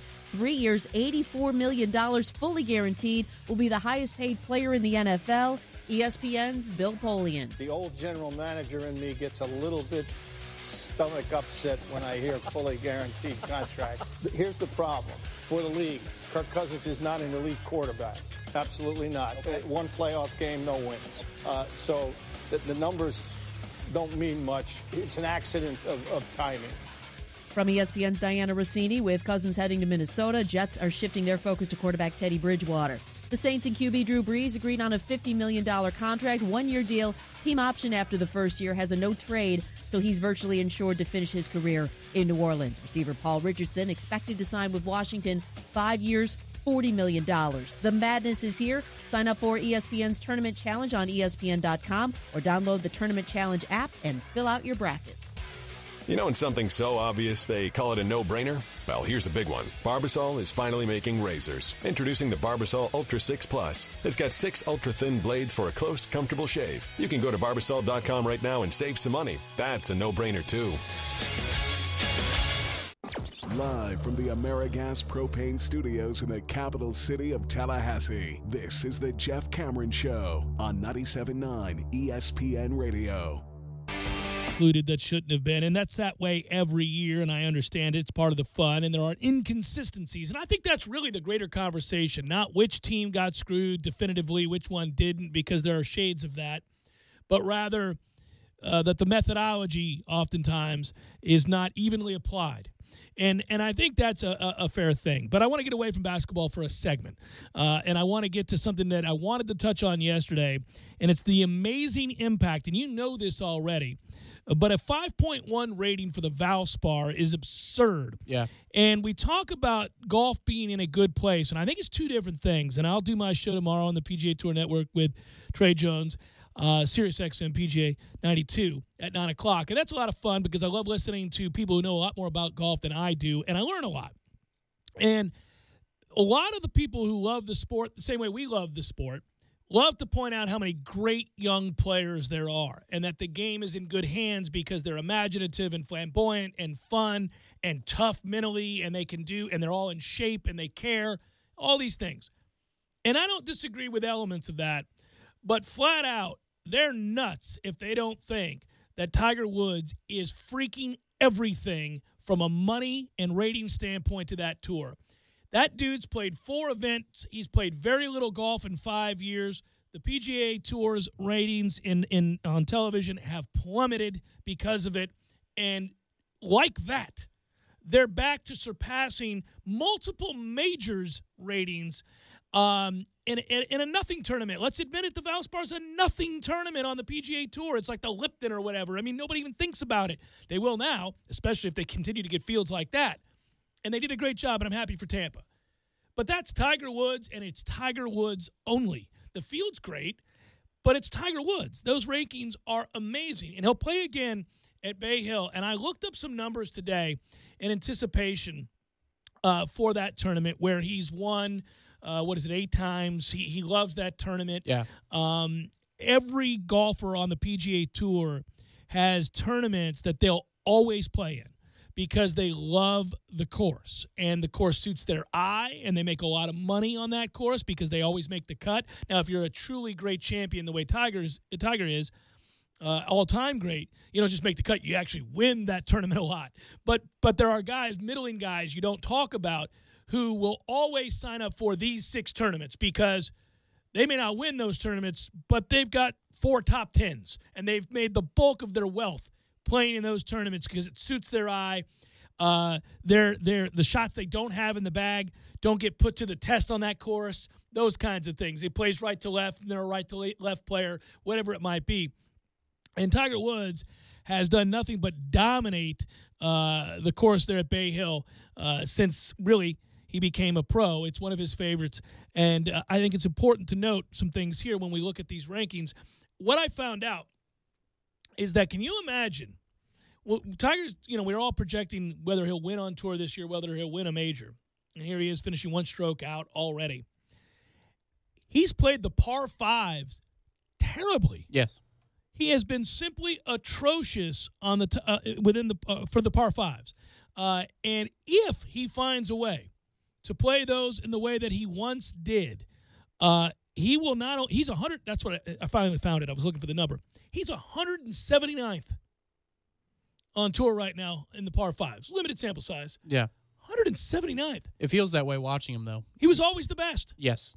Oh, God. Astronomical numbers relative to par on the par fives. So think about this. He's 179th in par five scoring currently. If he plays the par fives at Bay Hill at -8, -7, somewhere in there for the 4 rounds, he's going to win the tournament. He'll win the tournament by 5 shots if he does that, the way he's playing tee to green everywhere else. That's what I mean. Like, he'll win the tournament because all the other aspects, many of which weren't great for him previous to this long time off, are now in place.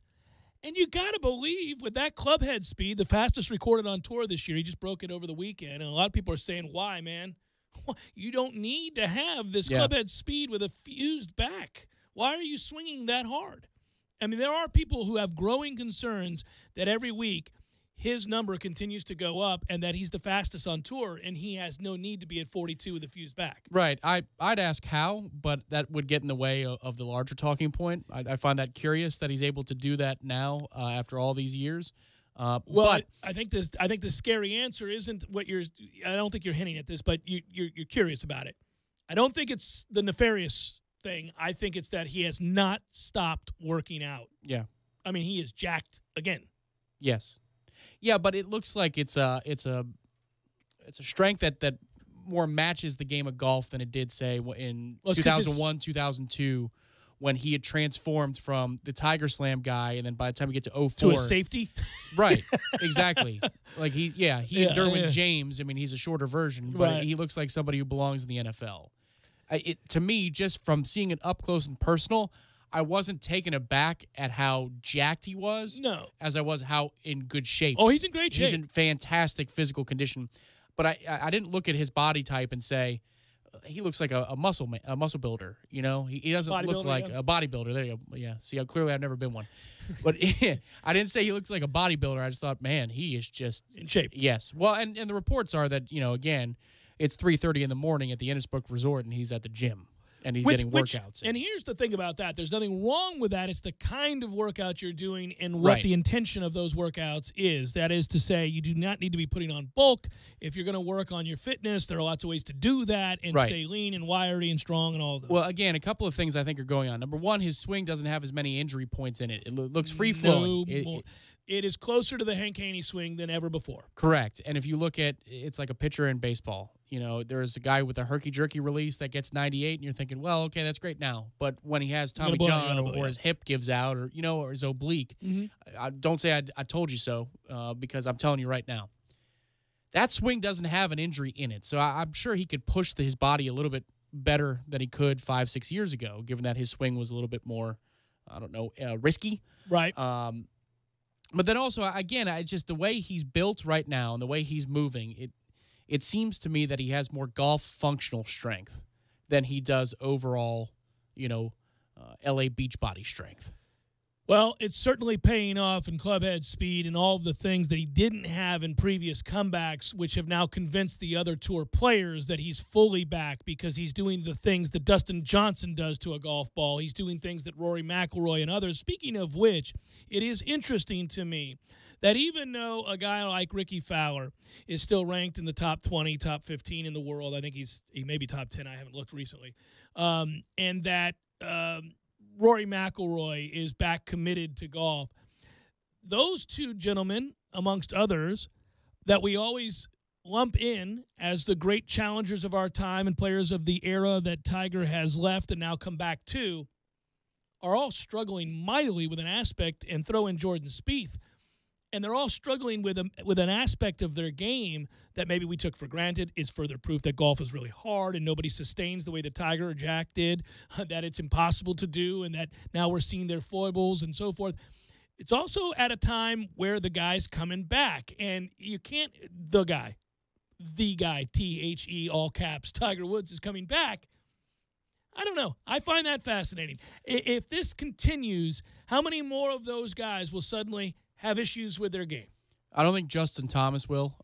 He looks to be locked in a way that's unholy right now. Pervious to that, right? Yeah, at the moment, yes. John Rahm? No, Rahm's a head case. I'm really successful head case. He is, but I'm talking about the biggest moments, consistency.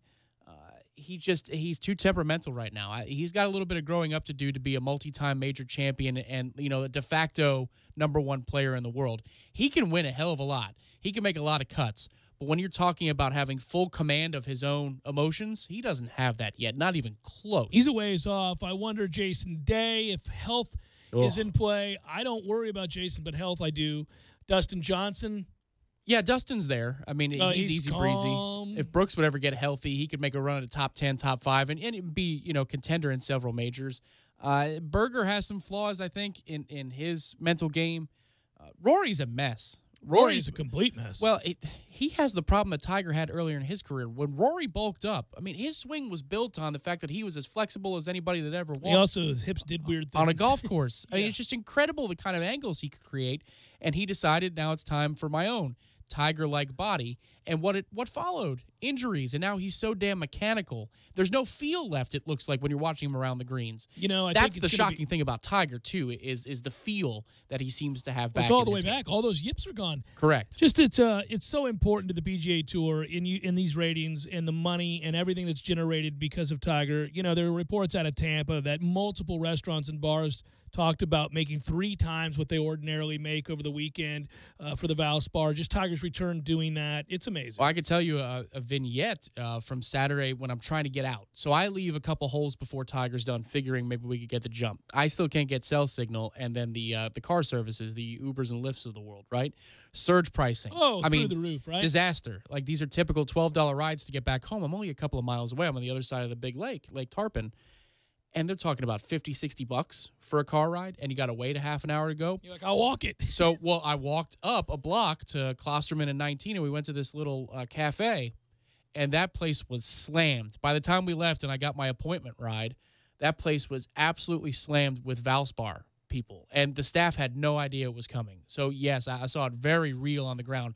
People were looking for places to go because lines were so long everywhere. And people were not leaving bars once they were there to watch the completion of his rounds. More money again as you order another drink and more food. It should be noted, as I put a ribbon on the segment, that if you are uber rich, Elin Nordgen is selling her home. That's right, ex-wife of golfer Tiger Woods, listing her North Palm Beach, Florida home for a cool $49.5 million. Sits on 14 acres and directly on, the ocean. 25,878 square feet, 11 bedrooms, 15 full bathrooms, 3 half bathrooms, Tom, just in case all 15 are filled for any good reason. She purchased the site for a cool $12.25 million in 2011, so this is going to be a tidy profit for her. Located in Seminole Landing, if you're wondering. Again, on sale now for just $49.5 million. I bet with my credit I could get it for 46. Think so? Yeah, why not? Pretty nice place. She's also purchasing a newer home. She wants to downsize, Tom, to a house half that size. So it should be noted that half that size is, again, what, 12,500? I only need 7 bedrooms, That's the one thing. Maybe 6 half baths. 12,500 square feet. We got to really, this 28.9, this 26,000, this is too much. What happens first? She sells the property or Tiger wins a major? Ooh, there's one for you. Man, I'm looking at the house right now. You can see it. It's in the Wall Street Journal. I saw it this morning. I don't know if any cartel members are in the market. If they are, then she's going to win. But I'm going to tell you this. If you're a cartel member and buy that house, you're looking to be nabbed. as being a cartel member. This is a Nobody come look knows. at me. Nobody knows what I'm doing, you know? Importer, exporter. That's just, I got to tell you, yeah, for a month, for a year, that house is something to see. I mean, I wouldn't mind having the ocean directly in my backyard, but that's too much. I mean, what would you do? Well, it has a subway service to take it from. A transit service, that is. Jeff Cameron Show, 97.9 ESPN Radio.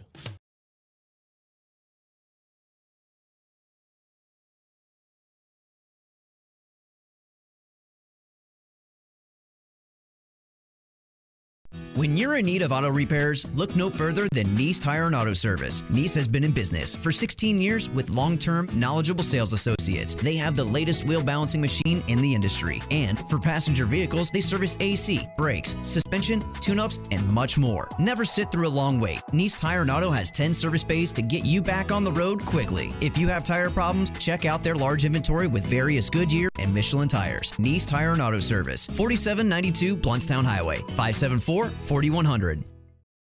TNT Supercenter is your one-stop shop for the largest inventory of golf carts and accessories, stocking over 150 new and pre-owned carts with prices starting under $2,000. Whether you're looking for a standard or custom golf cart, TNT has the perfect cart for you. TNT carries and services leading brands and the full line of premium Mad Jacks accessories. Stop by or call to find out about our zero-down, low-interest rate financing, free delivery, and rental programs. Visit TNTSupercenter.com. TNT.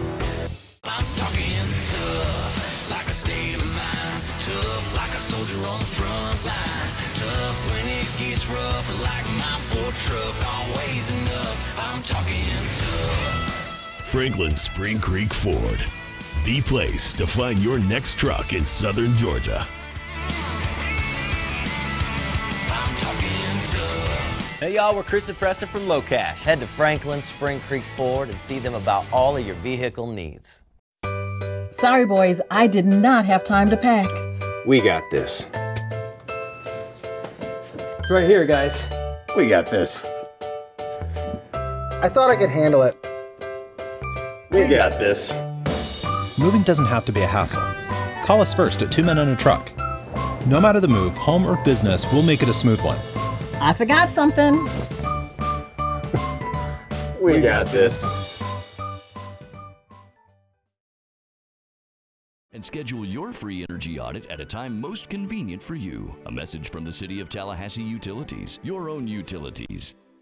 Landowners, your Mahindra dealer is ready to give you special savings on the toughest tractors and utility vehicles on earth during the Mahindra Red Tag Sale. Hurry in for up to $7,900 in cash back and Red Tag savings. Only from Mahindra. For more information and to view TNT's huge Mahindra inventory, go to TNTSupercenter.com.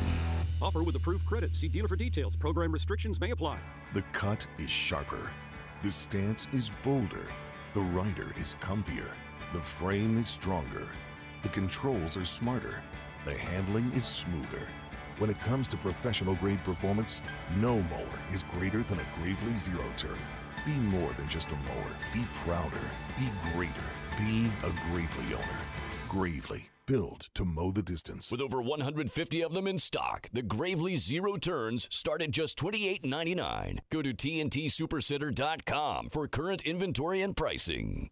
Hi, Chris Kraft for Kraft Nissan. March is here. That means another fiscal year end for Nissan Corporate. And while the other dealers' year ended in December, Nissan's is March 31st. And that means only Kraft Nissan has December savings in March. Seriously, factory has given Kraft Nissan a very aggressive number. I mean, big number to hit by month's end. Most dealers would not even try to hit that number because there's an all or nothing cash reward. But based on setting all-time records 3 years in a row, I'm betting Kraft Nissan will set another all-time record. And to do so, I'm drastically lowering prices and passing that cash reward onto you. So if you thought you missed year-end savings, you haven't missed Nissans. Plus, all new Nissans come with Kraft Nissan's exclusive free lifetime warranty. And this month, free maintenance for 2 years or 20,000 miles. Altimas, Maximas, and Rogues have savings up to $6,000. Titans have 0% for 72 months. Available no money down and no payments until June. At Kraft Nissan, our prices and discounts cannot be beat because we share our fiscal year-end bonus with you. Kraft Nissan on Mahan Drive between Academy Sports and Costco. Financing through NMAC with approved credit. Don't just listen to The Jeff Cameron Show. Watch it live. The Jeff Cameron Show Streamcast. Live weekdays 3 to 6 p.m. Head to ESPNTallahassee.com today to watch live or catch up on demand. The Jeff Cameron Show Streamcast. Brought to you by Nice Tire and Auto, your trusted Goodyear dealer. Nice Tire and Auto, just minutes away from FSU campus. You're locked in with The Jeff Cameron Show on 97.9 ESPN Radio.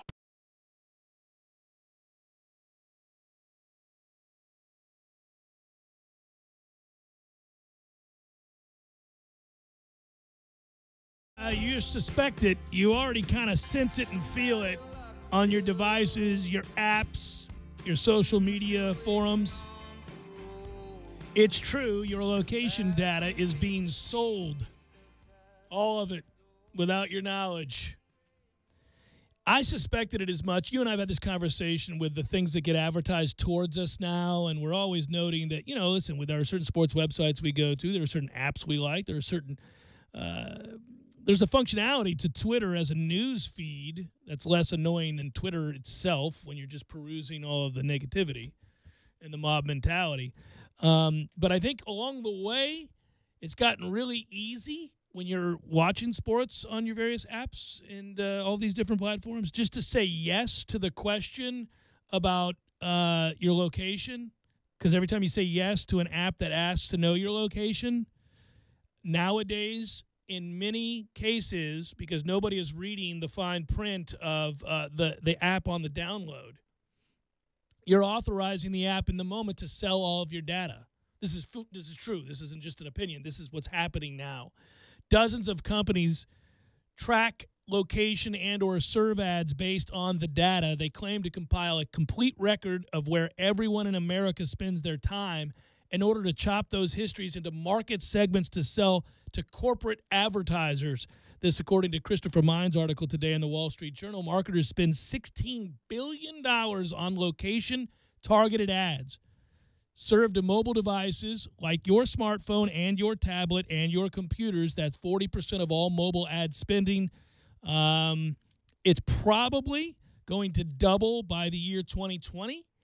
And the data required to serve you any single ad might pass through many companies' systems in milliseconds, from a data broker and to an ad marketplace to an agency who has a custom system. And that's how online advertising works, where massive marketplaces hold continuing high-speed auctions for ad space, my friend. That's how that works. And so it's all fragmented and very real. And so the IT developer of either the app itself or the technology to have one talk to the other, those guys are buying Elon's house. That's what they're doing. Yeah, and the problem and the great fear surrounding all of this is, you recall the Equifax breach and many other places that have had these kinds of breaches, and there's a liability that occurs with that, and the legal liability is a problem, but the public backlash is death to certain companies and certain apps and certain who have those breaches. People are like, we're done with you. Because that name gets imprinted as soon as you realize, oh, that's one of the places where my information got spilled to the world. In truth, there's no such thing as privacy anymore, and the lengths by which you would have to go to obtain it are nearly impossible for the average Joe that's got a real job and real responsibilities with a wife and kids and things they've got to do online in terms of paying bills and whatever it might be. No, I mean, think about it this way. If you're just somebody like me, or I'm sure you do the same thing, you have several accounts, credit accounts, checking accounts, all that stuff. And you have cards with different, you got Amex, Visa, Master, whatever. I check those once a week, knowing full well what I've spent, but to make sure nothing crazy pops up there, that somebody didn't purchase something from a weird place, because they're not foolproof. You know, you'll have funny transaction protection. You know, it's like, so, you know, Amex might contact you and say, we don't like this. This doesn't look right. You weren't in the state of Montana, were you? No, I wasn't. Well, okay, we're going to cancel that. Sometimes they don't see it, though. Sometimes it's a web purchase. The worst is, I got a notice this morning. I was legitimately adding funds to something, transferring from one place to another place for convenience purposes. And I did that, followed up by, frankly, an Amazon order where I was having something sent to the house. And I did it but within 10 seconds at 6:30 in the morning. my bank was like, whoa, there's some crazy stuff happening at 6:30 in the morning in the Cameron household. We've got orders from Amazon. We've got a transfer of money. There's this and that. He paid a bill. Is this you? And they put a hold on everything, so I had to redo it. I'm like, yes, that's me. But at the same time, I calmed down after reading this article and going, oh, well, they're probably inundated with these kinds of things at all times, right? Yes. And honestly, some of the processes, this isn't like a stump speech for any of the providers. If you call some of the handlers for either a bank or a credit card company, they're very difficult to talk to. Others are like, oh, yeah, you're fine. Because they can't go through it. They can't go through the paperwork. You can't search through all of these individualized cases. If you make a call, they're like, oh, well, that's probably true. Oh, yeah, that PayPal, it's a hell of a thing. So let me take that off of your ledger. But that's where it's so standard now for people in our generation that I make time for 5 minutes once a week. Just to go through? To go through every account and make sure there isn't even a funny $10 to $20 transaction because I got bid on it. Well, it's smart. It's smart. I'm sure I've been abused. By the way, they say the fix, at least for now, is that with most individual data vendors holding only parts of your data, your complete identifiable profile is never all in one place. So giants like Facebook and Alphabet's Google, they do have all of your data in one place. And they say they're diligent about throwing, they say be diligent about throwing away or not gathering, what you don't need, all of this, and putting it in the same place. Diversify where your information is. My dad's old school. He has a paper shredder. It's one of his favorite things. What are you doing? Shredding my documents. You could go to EcoBill and have that thing. Nope. I like having the paper. I didn't realize that something as simple as having a weather app, and there are. Oh yeah. Well, having a weather app for like say the Android or the iPhone, it's owned by a location advertising company called Ground Truth. Found that out this morning. Ground Truth takes all of that information and goes. Minority Report. You'll be walking in a mall soon and you'll see customized ads on the wall for you, and then the next guy walks behind you and it'll be a different one. You kind of already do, depending on where you are, and it's, say, in your own house watching a baseball game. It's behind home plate occasionally, and I have sensed at times that is being directly advertised towards me. Now, it could be I'm in the perfect demo to advertise to right now as a 46-year-old man. Coffee. What do you say? I love coffee. How do they know that? And the Psychedelic Furs have a greatest hits coming out next week. How did they know I like the Psychedelic Furs? Yeah, I have wanted. I could say any number of things. I'll be giving it all away. Is that in your ear or is that the bumper music? It's the Psychedelic Furs. You mentioned them and they're in existence. The ad guys are listening to the Jeff Cameron Show. Final hour forthcoming. In that hour, our friend Leonard Hamilton, head coach, Florida State University, going to join us.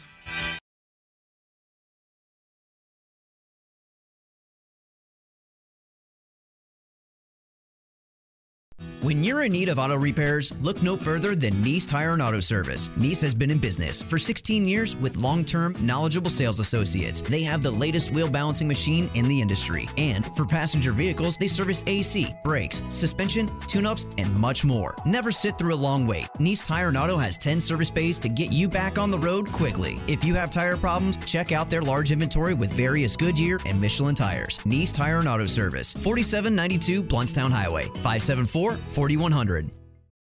TNT Supercenter is your one-stop shop for the largest inventory of golf carts and accessories, stocking over 150 new and pre-owned carts with prices starting under $2,000. Whether you're looking for a standard or custom golf cart, TNT has the perfect cart for you. TNT carries and services leading brands and a full line of premium Mad Jacks accessories. Stop by or call to find out about our zero-down, low-interest rate financing, free delivery, and rental programs. Visit TNTSupercenter.com.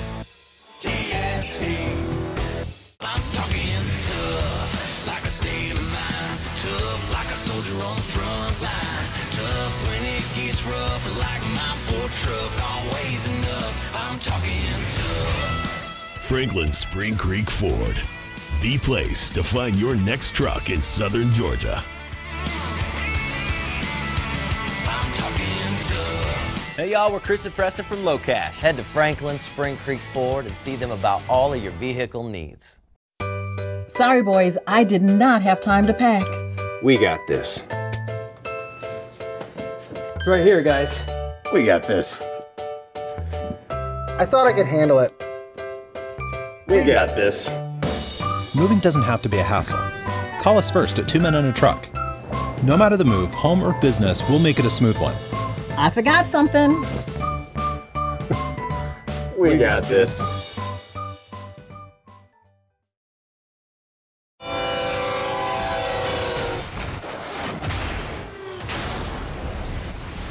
You can't beat a train, so don't try. Stop. Trains can't. Brought to you by the National Highway Traffic Safety Administration. Driving every day from the AmeriGas studios in the capital city of Tallahassee. This is 97.9 ESPN Radio. WTSM, Woodville, Thomasville, Tallahassee.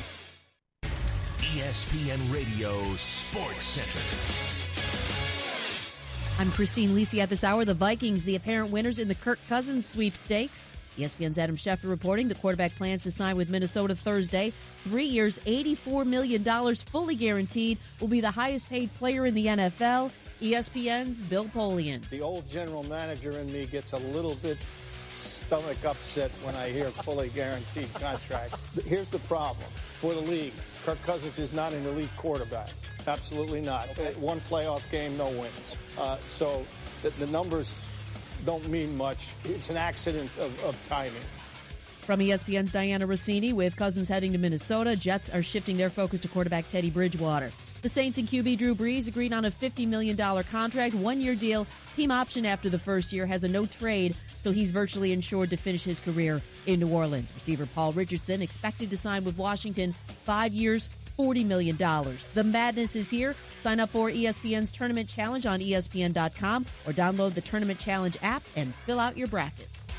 You know, when something's so obvious they call it a no-brainer? Well, here's a big one. Barbasol is finally making razors. Introducing the Barbasol Ultra 6 Plus. It's got 6 ultra-thin blades for a close, comfortable shave. You can go to Barbasol.com right now and save some money. That's a no-brainer, too. Live from the AmeriGas Propane Studios in the capital city of Tallahassee, this is the Jeff Cameron Show on 97.9 ESPN Radio.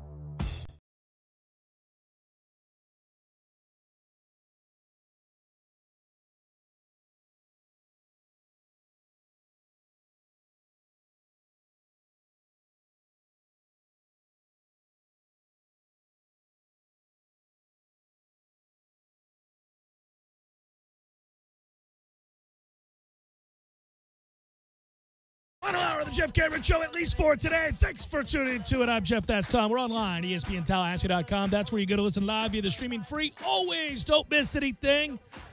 Occasionally we miss things. And when that's the case, we want to know how can we get caught up all 3 hours, both on iTunes and on in our own audio vault on the website, ESPN Tallahassee. You can watch us perform this final hour or the entirety of the show when you go to YouTube, type in ESPN Tallahassee. Also, if you want to Periscope it off of Twitter, you go to @979 ESPN Radio Twitter handle. You can do it. I'm at J Cameron Show, the WTSM app, good app to have on your phone. It's free. JCS@979 ESPNRadio.com, the email address. Woo! Florida State baseball on the road. University of Florida. Very similar teams when you look at the two squads. It's fascinating. You know, Florida can pitch. I think Florida State can pitch. This last outing aside, a lot of quality arms that they're able to run out there at you. But both teams are struggling to hit the baseball. You know, Florida's a little different than Florida State in this way. They're gonna hack. The first 5 in the order really swing aggressively. Their first pitch swinging. They're coming after you. They're not taking a lot of pitches. Bottom of the order doesn't really hit, so they'll do some things. They'll dance, as I like to say down there. That is to say, they'll sacrifice, bunt people along, try to bunt for hits, those kinds of things. And in that way, we're very similar. You know, we're lacking a leadoff hitter. We can pitch. We can run out a bunch of arms at you. 2 through 4 can hit. 2 through 5 on a good day can hit. We'll see if some of Jay Luke's not playing well right now. Never does this time of year. We'll see if we get him back going along. But the bottom of the order really struggles for Florida State right now. So they have to kind of figure some things out down there. I don't panic early in any season ever, especially not a 13-2 start. But those are the areas where Florida State is lacking right now is offensively. Should be a good game. I like Carps going tonight. Didn't have a great outing his last outing, but he is mentally tough. He's got good stuff. I think he's suited for a game like this. I hate these are one-offs. I say this all the time. These little midweek games, going back to Andy Lopez screwing up this series. He was tired at that time. Florida State was handing it to Florida year in and year out in the 4-game set. He basically went to their athletic director, who then went to ours, and it ended up being a situation where Florida got it changed, so we were no longer playing the Thursday, Friday, Saturday, Sunday series, and it became a midweek one-off here, there, in Jacksonville, and it's really ruined the series. But that said, they play the game, and we all care about the game, and we'll be watching tonight. Yeah, again, and for me, not to sound like a broken record, unfortunately, I can't change that today. It's about checking, boxes off. It's about, for Carp, who the coaching staff, at least Mike Martin Jr., seems to think is a weekend arm, let's see what you can do tonight in a pressure cooker on a Tuesday night in Gainesville. This is good. This is as good of a midweek test as you can get all year long as to whether or not, you really deserve a spot in that weekend 3. Chances are, I would think with a good performance tonight, he would have the inside track, unless they look at the schedule the next few weeks and say, well, let's just keep him there for now, and then we'll, once the season gets to a more important phase, move him into one of our 3 spots in the weekend. It's a chance for him. That's what I look for the most. Most of this lineup. Just pitch well. Most of this lineup, at least the heart of the order, it has enough experience. They've been there. They've done that. Whether they play well or they not, it doesn't affect me or what I think this team is or isn't. But I want to know, how much metal do you have as a starting pitcher in a situation like this? How much, if you go to an inexperienced kid in the bullpen for the 7th or the 8th inning, how does he show out in a situation like this? This is a true road environment. It's not Wake Forest with 60 people in the stands, or if that. 60 people including both dugouts. This is a real environment. So, and they always sell out down there, and Mike Martin always points that out in the postgame. He says, well, looks like another attendance record for Gainesville now that we've come down here. I wonder why that is. Yeah.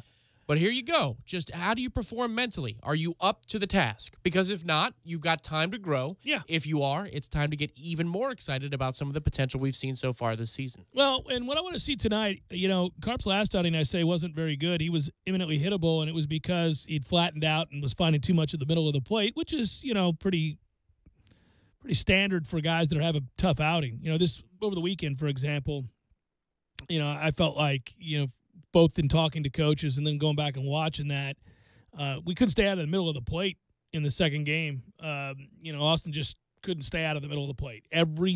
Throwing too many strikes. That's the funny thing too, right? I mean, you love pitchers who attack. You love guys that come right after you, get after you in the strike zone and get ahead in the count. That's why we're striking out so many people and walking so few. But as you face more formidable lineups, and the book is out, and they watch a little film, they go, oh, first pitch strike every time, huh? Right. Everything's right there. All right, well, let's get the hack-a-lacking. Yeah. And that's kind of what happened. If you can't hit your corner, hit your quadrant. And if you can't hit your quadrant, well, we're in trouble. Yeah. And we might need to warm somebody up. Yeah. So let's find out how they play tonight. Now, listen, this is a short opening segment, if only because we were really excited to bring in Leonard Hamilton, head basketball coach at Florida State. We're going to do that here in a moment for a long form, and it's always good to talk to Coach. I know, and I don't want to speak for him because you're going to hear from him here in a moment, that he must be very proud. I think there was a lot of pressure in a weird way on him and this staff coming into this season. You would think coming off a year in which you win 26 regular season games and go undefeated at home and set some school records, and you get kids drafted, and these are all things that you can wear as a badge of honor and things that you can puff out your chest about, that you would be under less pressure. Because last year, obviously, everybody said, this is it. You don't make the tournament now with all this. That's it. You got to go, right? Well, not only did they break down that door again, they make it with very great ease, and they set some standards that are above and beyond what we're accustomed to seeing. But to follow up that act after losing so much of that talent is a real challenge. And my fear was that if you didn't, you go right back pigeonholed into that, well, great, you've made it once in 5 years, once in 6 years, and you needed to sustain it. Yeah. So they did, and I feel like there was real pressure there. So that's good news. It is really good news, and it's good news in this sense, too. We've recruited really well. It seems to kind of mirror, again, when the money started to flow a little bit better into the basketball program, when there were more dollars allocated to, if not the facilities, then at least the playing facility and the locker room. And I guess I would imagine some of the details, too, of the program, they're better looked over and better funded now that Carl Hicks has been appointed by the athletic director in the last few years. to oversee basketball operations. It seems to me that they have at least attention. They have somebody's attention. Mm-hmm. And so with that has come good recruiting classes. But what's really something to be positive about is that most of those players who got you top 20 recruiting classes the last few years, they're gone. They're playing at the next level. And that's great for the university. It's great for the program. But the depth reserves are the ones that carry the day here for you. And they might turn into a couple of stars, but they're your junior, senior type people. They need to be in the program. They need to develop for 3 to 4 seasons before they become an all-ACC second team player or something along those lines. And the kids that helped fortify this most recent recruiting class, some of the star type players, MJ Walker, Gray, those are players that are going to emerge later in their careers. They're somewhere in the middle between one-and-dones and development players. Well, it's nice that you have an MJ Walker who's got NBA potential and a Trent Forrest that has NBA potential, but they're also guys that have to stay. They're guys that are going to be here. You got time to develop them, and they're going to be here, and they're going to be built upon. You mentioned Raekwon Gray, who we didn't play this year, and he's a 6'8" wing who can really play, and he'll start next year. This all leads up to us now playing a game that's an imminently winnable game. We'll see what Michael Porter Jr. is for them from Mizzou. He was the all-world recruit and a kid that missed the vast majority of this year. I know Ham, no doubt, is prepping as if he's going to get the best version of Porter Jr. Let's hope not. Ideally not. You got another kid who's allegedly going to be suspended for this game, and he's another top-notch scorer for them, good three-point shooter, which is what Mizzou does. They shoot a ton of threes. Over, I think 44% of their shots come from beyond the arc. They do have some bigs, but if you can get them in foul trouble, they don't have much behind it. I know that's the concern of Missouri fans. Talked to a couple online, and they said, look, we like our bigs. We just don't love the fact that they can't stay out of foul trouble, and we got nothing behind them. Well, Florida State creates foul trouble for opposing teams. That's something they do really well, especially when they're attacking the lane. Now, I'm not going to get into this with Ham because he's less X's and O's in radio interviews than he is big picture stuff, and I want to ask him big picture stuff now that we're about to go into the tournament and coming off the season that we've had. But I will say this, it will be paramount for Florida State, and we'll see if if they're capable. I don't know from an injury standpoint. But if Mann is right, it's important that he get into the lane and do the things that Terrence Mann does, which is create that foul difficulty for teams. Yes, and here are some things that ACC teams were doing down the stretch successfully to us. They were bunching, yes, and not allowing driving lanes for both Terrence Mann and Trent Forrest. Hit some threes. What were they doing? They were showing to the screener and then double-teaming Angola when we were trying to free him up for his own look. So let's see if those three things are all in place, if Mizzou's even capable of all those three things.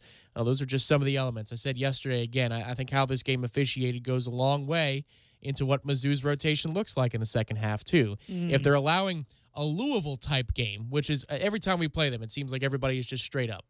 They never commit a foul, ever, in the paint. If that's the way this game is officiated late on Friday, can't never know either. We might be in trouble. Weird deal because you get different crews, and you never really know. It could be a hand check crew, or it can be one that unless you're bleeding, right, play on. With Louisville, it always seems to be that way. Yeah, I think so. All right, so Leonard Hamilton, head man, Florida State basketball, joins us next. Jeff Cameron Show, 97.9 ESPN Radio.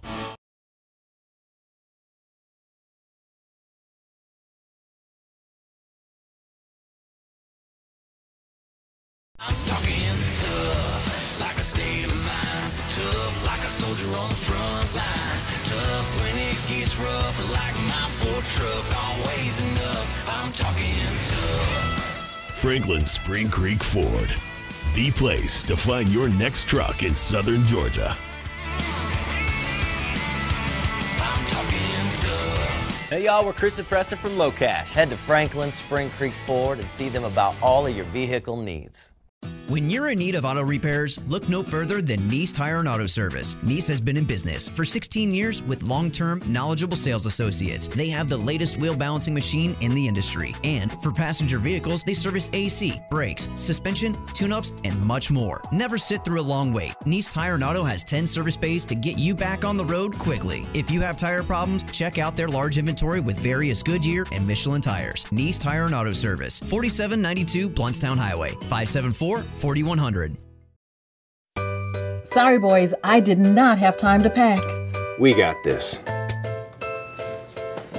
It's right here, guys. We got this. I thought I could handle it. We got this. Moving doesn't have to be a hassle. Call us first at 2 Men and a Truck. No matter the move, home or business, we'll make it a smooth one.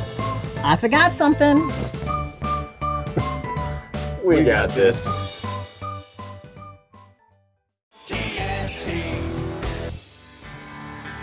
Smoother. Bolder. Sharper. Comfier. Smarter. Fiercer. Tougher. Stronger. Longer. Greater. Prouder. Gravely Zero-Turn Mowers.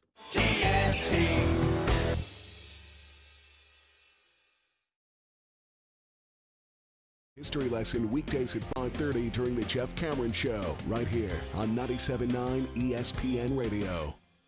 At Advance Auto Parts, we offer you the quality parts you want and knowledge you need. And we're always looking for ways to help you save. Right now at Advance, premium oil brands like Castrol, Mobil, Valvoline, and Pennzoil are all on sale. Choose 5 quarts and an oil filter starting as low as $23.99 for your oil change. Only at Advance or participating CarQuest Auto Parts stores. Advance Auto Parts, where oil is priced like it should be. See store for details. Limit 5 oil change specials per customer. Valvoline bottles may vary by store. Hi, honey. How was your day? It was fine. Pretty uneventful. How about you? Well, I called the auditors this afternoon and made an appointment for one to come out to the house. Wait, what? Have you lost your mind? Auditors? Why would you call them? Now we have to find our tax returns, paycheck stubs, and financial records, not to mention all those forms. Good grief. Relax, honey. It's not that kind of auditor. It's not? No. I called the City of Tallahassee Utilities and scheduled a free energy audit. Energy audit? Right. It's when an energy auditor from our own utilities comes out to the house, examines the structure, and checks our energy and water systems, and then recommends changes we might make to save energy, water, and money. And you said it's free? Absolutely. It's free from the City of Tallahassee Utilities, our own utilities. Sounds good to me. Let's save some money. If you're a City of Tallahassee residential, electric, and natural gas customer, you can schedule a free energy audit. Call 891-4YOU. That's 891-4968. And schedule your free energy audit at a time most convenient for you. A message from the City of Tallahassee Utilities, your own utilities. Sports are defined by stats and performance, but here's a performance stat that no one wants to talk about. Erectile dysfunction affects half of all men over 40. That's 50%. If you're struggling with ED and other therapies haven't worked, isn't it time to feel like yourself again? Learn about a long-lasting ED solution from Coloplast to get you back in the game. Visit Dr. DeLay at Advanced Urology Institute, located at 2000 Centerpoint Boulevard, or call their office and set up an appointment today. 833-4DRDELAY. That's 833-4, Dr. DeLay. The sooner you seek treatment, the sooner you can get back to feeling like your normal self. That's 833-4, Dr. DeLay. At Progressive, we think your floral boutique is the bee's knees. In fact, it's all the bee's knees in every hive of bees in all the trees from here to Belize. Please. Everyone agrees. You deserve the expertise of Progressive Business Insurance, with over 40 years of experience helping busy bees and their knees glide with ease like a gentle breeze. So whether you're a worker bee, a queen, or none of these, buzz over to progressivecommercial.com if you please. Faster than a bee's knees as he pollinates the leaves of 3 trees. Progressive Casualty Insurance and Affiliates. This is the Jeff Cameron Show. Jeff Cameron Show on 97.9 ESPN Radio. 97.9 ESPN. It's always a great pleasure to welcome in the head men's basketball coach at Florida State University. He's Leonard Hamilton. In fact, Coach Hamilton, I don't know if you remember this. You shouldn't. I was your first interview upon taking the Florida State job, and I can't believe it is that many years ago. But as we get started here today, congratulations, another tournament appearance. And I think this is a special one given that you lost 3 NBA players and still find your way back to the tournament. It's a heck of an accomplishment, and I think it says something about the sustainability of your recruiting efforts in the program as a whole, Coach. Well, I think what we've tried to do with our program over the years, we've tried to build a culture that allows us to sustain ourselves, and it's challenging at point. And the good thing about this team, we are extremely young. You know, we have a couple of seniors on our team, but we have probably 2 of the most inexperienced seniors you could have. Mm-hmm. And Rodas, who's only been with us a year, and obviously Phil's been hurt quite a bit. But I also think that we still got some better basketball ahead of us. We still are growing and developing, and so we like this team. We love their attitude. I just think that, this is a new opportunity for us. Let's go see, can we get the most out of this opportunity. Coach, when you lose 3 NBA players, like I said, with Isaac and Bacon and XRM, and you come into a season with inexperienced seniors and other guys that have been, by and large, role players, but now are going to be asked to step up, what is your expectation? What did you think they'd be as opposed to what we saw play out with the 20 wins and going 500 in conference play in such a brutal league? Well, to be very honest with you, we still feel that we still could have played a little better, to be very honest with you. We've been a little more inconsistent than I would like, and I think maybe understandable, but I still believe that we've had moments where we just showed our inexperience, where we just didn't have that junkyard dog mentality that we have to have to compete. There were several times when I thought that we just didn't have that level of focus that's necessary on the little things. The execution, which was still something that I thought was missing. A lot of it was because we had Chris was out for like 7 weeks with an injury. Trent Forrest was out about 7 weeks with another injury, and we had P.J. Savoy, our best shooter, out. And those little things that I thought kind of just kept us from digging in and having all moving parts connected together. So I'm still hoping that we can find a way to turn it up a notch, and let's see, can we go into the NCAA tournament? Can we be surprised of the country? I'm sorry, Coach. I was just going to say, I got to imagine it's a weird catch-22 here in the sense that, or bittersweet. Obviously you make the tournament. That's a great thing, but the ACC tournament, you're in and you're out quickly. But maybe that's a blessing in disguise because I feel like we've had some guys nursing some things, and the time off could help us. No doubt about that. We've had a little growing pull with Terrence. We have a little bone bruise with CJ. So we've had a chance to kind of rest up a little bit. Coach, I wouldn't trade the opportunity to have a chance to compete for the ACC title. But I thought that we didn't. The thing that has concerned us, and it's been a little bit of a mystery, there are times that we have just shot the ball from the perimeter at a high clip, and then there are times that we have not shot the ball with the level of confidence that a mature team will have, and that's been a little bit of a moving target for me. I'm hoping that as we go into the NCAA tournament that we're a little bit more consistent with our perimeter shooting. And normally when we shoot the ball pretty well, it energizes our defense, and that's not a good thing. Sometimes you're tied into how well you play offensively. That makes a difference. And sometimes the energy you play with on the defensive end. So you don't ever like that as a coach. You want it to be the other way around. You want your defense to energize your offense. But unfortunately, that hasn't been the case all the time. So we still have some moving parts, but I think this team, we're hoping that this team takes advantage, like I said earlier, of this unique special opportunity to go into the NCAA tournament. And we know that somebody's going to be the Cinderella story. Someone's going to come from out of nowhere. It happens every year. VCU did it the year they had the play-in game. Syracuse did it the year. 2016, that they just barely got in. Connecticut won the title when they had to play them. They had to go to the Big East tournament to play themselves into the NCAA tournament. Then they won the national title, and I can go back as far as Georgia and LSU and some of the other teams that made those types of runs. So somebody is going to get hot. Someone's going to be that special team that we're going to be talking about 20 years from now. We want that team to be us. As a coach, what do you do when a guy who can flat out shoot it goes through a slump like Brian Angola did, or a guy begins to struggle after he hasn't really struggled like Terrence Mann did at times? When you know there's better basketball in there and they're lacking confidence, how do you bring it back around? Well, that's a moving target. We've used every method known to man. You name it, we've tried it. That's part of what's called being human. And unfortunately, as young people growing through the maturing process, those insecurities, those those moments of lack of confidence pop up. And I'm not going to pat my chest and say, I know the magic words that I can go in and say to a kid to bring them out of a slump. I wouldn't be being totally honest. I just think sometimes they go through it, and you work your way through it. Sometimes it's conversation. Sometimes it's them believing. Sometimes it's getting in the gym and working and seeing the ball go through the hoop.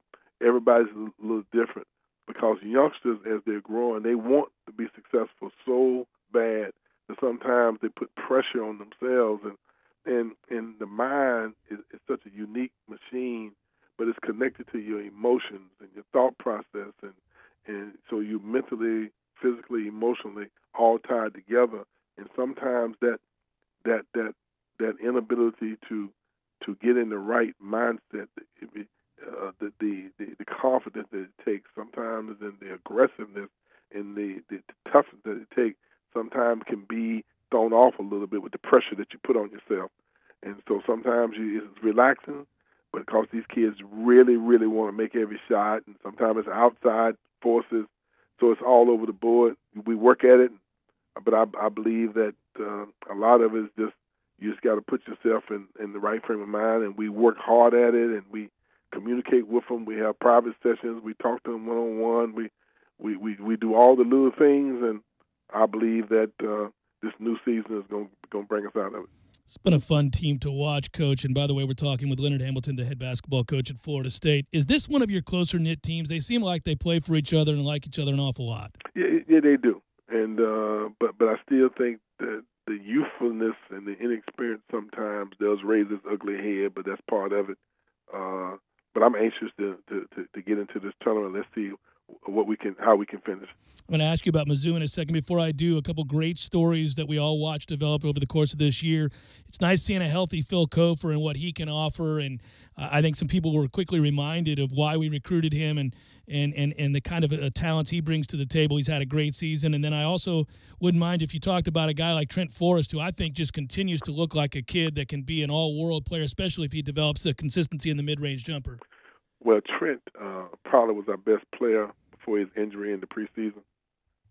He was on point in every area, and I think that the bone bruise that he had to his knee, even though when he came back and was released by the doctor, he still didn't have the same level of confidence that it takes to go out and push off and leave and be able to play recklessly with the confidence that you need to have when you're a basketball player. And even though mentally it was affecting him a little bit, he went through a period where I just didn't think that he felt as comfortable as he's starting to feel now.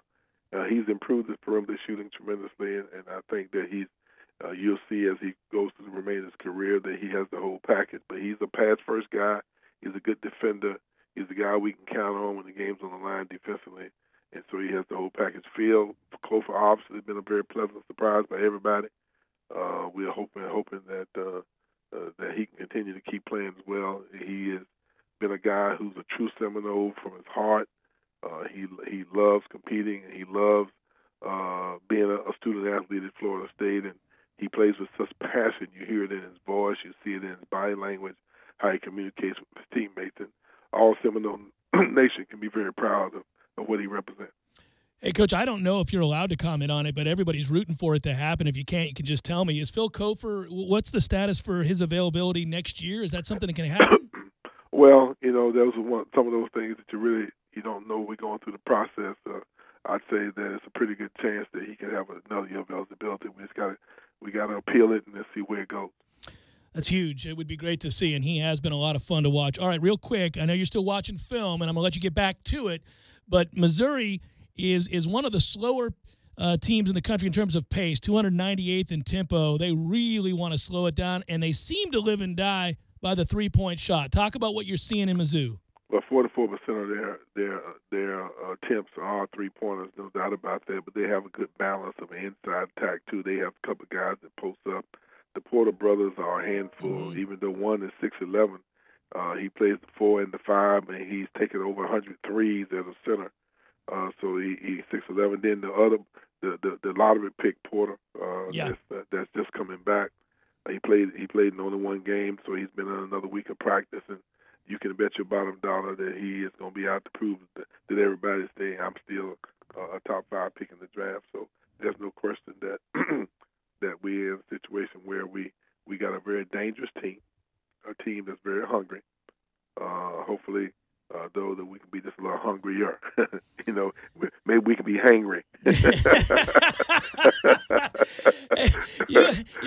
happy with the 9, and by the way, the ACC represented well. Were you surprised? I know this is a focus on Florida State, and you're only focused on your team. Were you surprised Syracuse got in, Coach? Well, I really don't understand the new evaluation system, and I really, to be honest with you, I was not keeping up with Syracuse very much. Did they win 8 games in the conference? Yes, they did. They went 8 and 10. They were 2 games under 500. Okay, well, that's encouraging. As you well know, Coach, we defeated Syracuse, for those that don't remember, in a wild 2-overtime game here. But the league was so competitive, you could have made a compelling case for maybe 10 teams, 11 teams. As it is, all we were concerned about was Florida State getting in. Getting in, you did. Your first matchup against Missouri. I wish you the best of luck, Coach. Great year. Way to sustain momentum. Obviously, it's a hell of an accomplishment to get in this year after losing all that you did, and I wish you the best of luck. Thank you very much. All right, take care. That's Leonard Hamilton, Florida State head coach, basketball, obviously, as they get back to the tournament again this year, a year removed from winning 26 games, going undefeated at home, and finding their way back into the tournament. I thought it was critical that they find a way to get back to the tournament this year. It was a stated goal. And listen, a coach is not going to say, well, we made it, achieved our goals. I mean, they are obviously of the mindset that we got another game to play and we got to ready ourselves for that game. And they always believe, I like to believe, that they're going to win each game that they're preparing for and step on the court to compete in. And you can tell that's where his mindset is, and rightfully so. But I'll say it again, when you look at what was lost, and we talked about, you can go back, it's not just me. If you'd like to go back and look at what the preseason predictions were across the country for those that cover this game and analyze these teams and focus on the recruiting rankings and the makeup of these squads, you'll find that Florida State was not well thought of, that it was too much to overcome.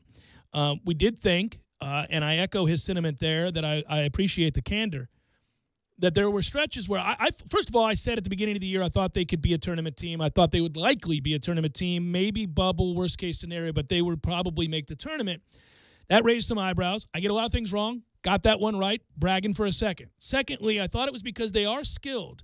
They do some things poorly. We know that, and that got exposed in the second half of the year, but they do some things well, and they are skilled. When they're shooting well, and he touched on this, it energizes everything. And it showed, I thought it was interesting that he expressed frustration because they are backwards. When they're making shots, they'll defend. But sometimes, go back to when I got so angry with a performance they had earlier this year, I think it was after the Wake game, where I said the one thing that frustrated me about the performance was they let their offensive struggles affect their defensive intensity. That can never happen. You have to play a certain way every night out. Some nights the shots are going to fall, some nights they're not. But if you play a certain way to a certain standard, then you can find consistency.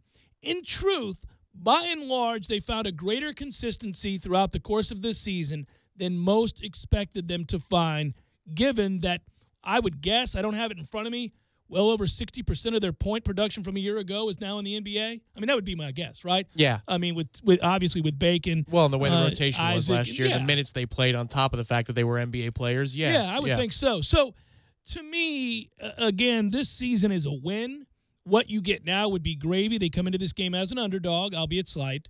They are the lower-seeded team, so you wouldn't think that, the expectation is that they win no matter what. It's an evenly matched game. I think the wild card in this game on Friday night, he mentioned Porter Jr. That's a thing. That's a wild card here because he's a 5-star recruit. He was a kid that was rated the number 2 player. Michael Porter Jr. is his name. He was the number 2 overall rated player in last year's class. He missed all but 2 games. Ham said he's played in 1 game. He's played in 2. He missed all but 2 games, and he didn't look right when he first came back the other day when we watched him. I think he's taken a total of around 20 shots. So I don't know what to expect. If he's back fully healthy, if he's been able to take this time now and get to full strength or some semblance of it, we could be in trouble because we don't know what they are. I mean, they went 10-8 in the SEC. They got bounced by Georgia in the first round, but they did all of this without him. With him, they are a drastically different team. Now, that said, they also have a situation where you have the Barnett kid, Jordan Barnett, a really talented and one of the best three-point shooters in the country, player, who is said to have been suspended for this game due to a DUI that he was arrested for over the weekend. Good timing, young man. So, as I'll say here, I don't know if Coach Martin at Missouri will stick to that suspension. It is a suspicion of DUI, so I don't know if he's guilty or not.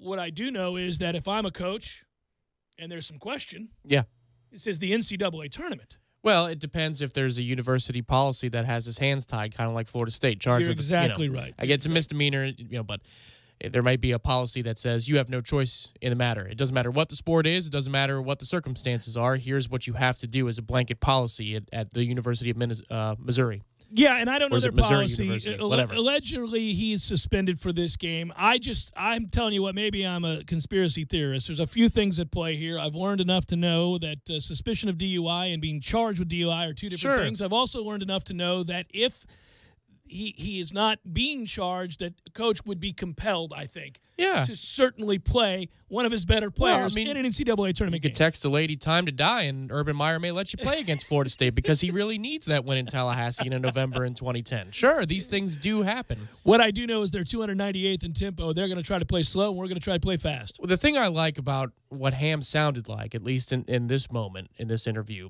is he's not in denial about what they are and what they aren't. No, you got to get a handle on it. There's a lot of times where coaches are in denial and they're going to hit their head against the wall about what they should be, and they'll be blind to the fact of what they actually are. That's not the case here. That doesn't win you a basketball game by itself. I just like that his head is in a realistic place. He's talking about moving targets, inconsistencies in a lot of areas. They're going to have to find a way to attack it and bring the intensity, and I think that's the number one thing he's looking for is intensity, because if we bring it, then we are better automatically on defense. Yeah, but we'll see. You can't. It's a weird game. I like the matchup. I was looking around at the brackets, and yesterday we were talking some about it, and I was looking at all the teams we could have played in this scenario. Realistically, I'm not talking about 2 seeds and 3, those kinds of things. I was looking at who we could have played, and I got to tell you, of the group that we could have played, this is a matchup that I would have chosen. Let's just put it that way. There was maybe one other one. This is the one that I would have said, based on style of play, where they're at, how we're playing. Yeah, this is the game. I think it's a complete toss-up. It's not a game I would touch as a sporting guy. I don't see enough on one side or the other to feel confident in saying this team's going to win or this team's going to win. I know what I want to happen. We all do. I know what's going to happen in the second round. Because you're going to play Xavier and we're going to get beat. Yeah. But maybe, yeah. It's a likelihood, but this team could just as easily be beat by 20 on Friday night. Sure. As they could to make it out the first weekend of the tournament. If you're telling me this team is going to do that, I'm telling you, I will be head over heels happy. I can't fathom. I'm just saying, I'm looking at the results for this year. And the results speak for themselves. What we're capable of for the good and what we're capable of for the yikes. We're capable of a lot of things. Yeah. I will say when you lose 3 of your last 4 games and 5 of your last 8, it's hard to find the momentum and the reason to believe that you're – now, I'm not talking about as players. Betting on a reset of momentum, yes, I think you are. admittedly. And I'm not saying it as a player or a coach. A player or a coach can always see a brighter day. Yeah. I'm just looking at it, analyzing. I don't see a lot of momentum, but you are right. It's not impossible that, and I'm not saying it's going to happen either, so I don't want that misconstrued. Nobody ever wants to look at a loss and find a positive. They hate that mentality. But I said to you, and we've talked about this on the air, we both thought we'd lose to Louisville. Yeah. They're kind of a mirror of what we are. They're long, they defend, they keep you out of the paint. These are all things we want to do. All right, so they're better than we are, period. Well, they're also a matchup problem. Yeah. They weren't necessarily better than us in the league when it came to matchups in quadrant 1 games. Matchups, yeah, styles make fights, as you like to say, right? Right. So here's the thing. They are a nightmare matchup for us. The other thing is, I thought, it ain't the worst thing in the world to lose this first game. And that's kind of, he knew what I was hinting at when I said it. And he goes, well, I wouldn't trade that for the opportunity to win an ACC title. Well, as a coach, you have to say that. Sure, but you're playing Virginia tomorrow if you win that game. That's correct. Mm-hmm. Yeah. So he also knows, and it was funny the way he answered it. He goes, well, There's no doubt. I mean, we've had some bumps and bruises. We could use the rest, and then went on to say, but I wouldn't trade that for an opportunity to compete for an ACC title. Well, that's the smart thing to say. It's the right thing to say. But he's also acknowledging it wasn't the end of the world we lost that game.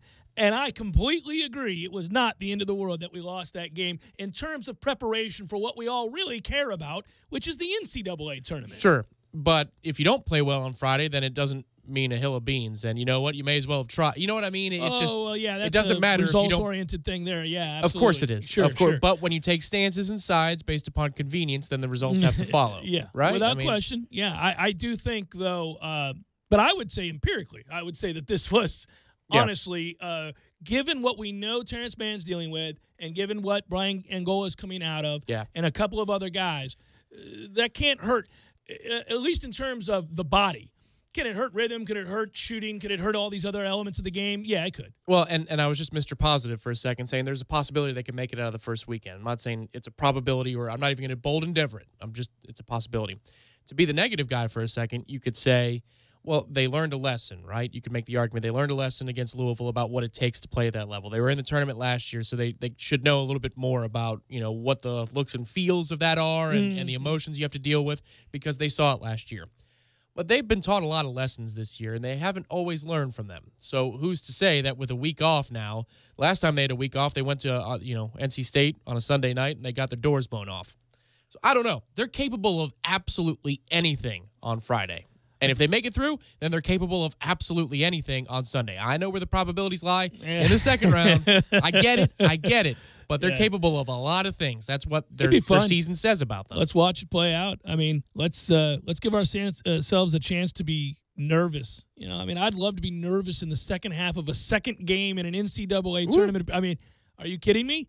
We weren't even nervous in the second half of last year's second-round game. No. Because, you would give anything to be in that position. Considering a channel change. Yeah, you'd give anything to be in that position. He should be proud. I think he is. He's not going to say it, but I think he should be proud of this group, proud of the accomplishment, and proud of where the program's at. Now, listen, the other part of that, and I keep talking about big-picture stuff here, remember that this is a team that did not play Raekwon Gray.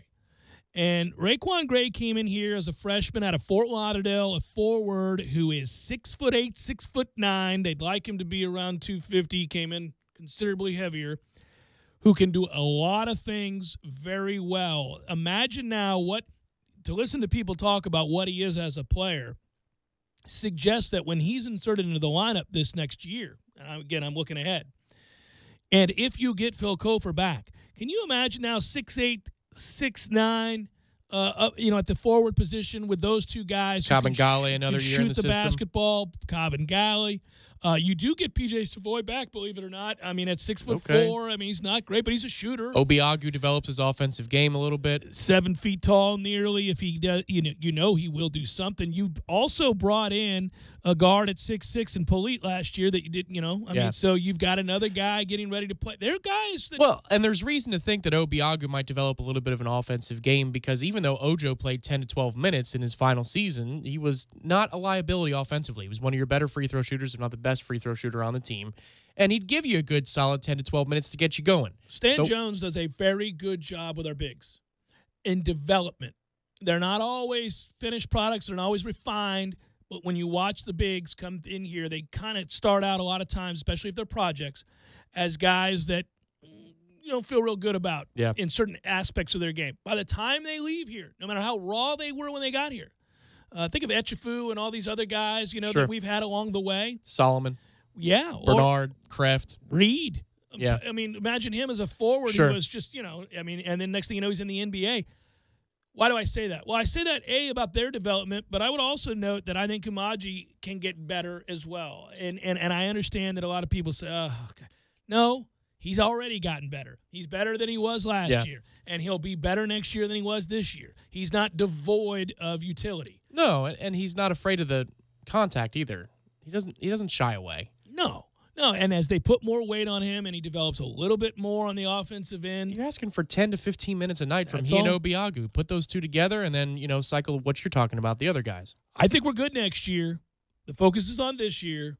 But when you're talking about a program and a rise to a level where you hope they can, sustain some momentum and develop a better fan base, Let's admit Yeah. that all depends on winning, sustained success, prolonged period of time. There's no magic involved in this. That's how it works at non-basketball schools. The schools that somehow begin to write a new chapter of their history is the one that wins or goes on a few runs when you never expected him to, ups the caliber of commit from that point forward, invest in facility, fans come, wins do that.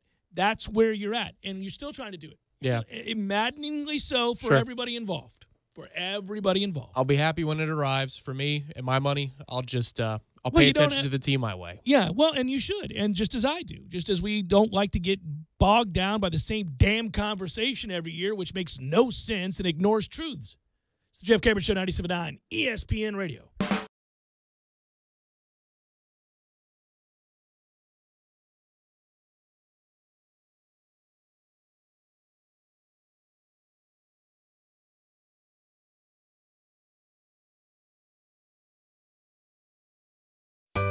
Sorry, boys, I did not have time to pack. We got this. It's right here, guys. We got this. I thought I could handle it. We got this. Moving doesn't have to be a hassle. Call us first at 2 Men and a Truck. No matter the move, home or business, we'll make it a smooth one. I forgot something. We got this. I'm talking tough, like a state of mind. Tough, like a soldier on the front line. Tough when it gets rough, like my Ford truck. Always enough. I'm talking tough. Franklin Spring Creek Ford, the place to find your next truck in southern Georgia. I'm talking tough. Hey y'all, we're Chris and Preston from Low Cash. Head to Franklin Spring Creek Ford and see them about all of your vehicle needs. Landowners, your Mahindra dealer is ready to help you save during Mahindra's Red Tag Sale. Enjoy up to $7,900 in tractor cash back and savings, or utility vehicle savings up to $1,700. Plus, Mahindra's industry-leading warranties still come standard. So hurry in for Mahindra's Red Tag Savings.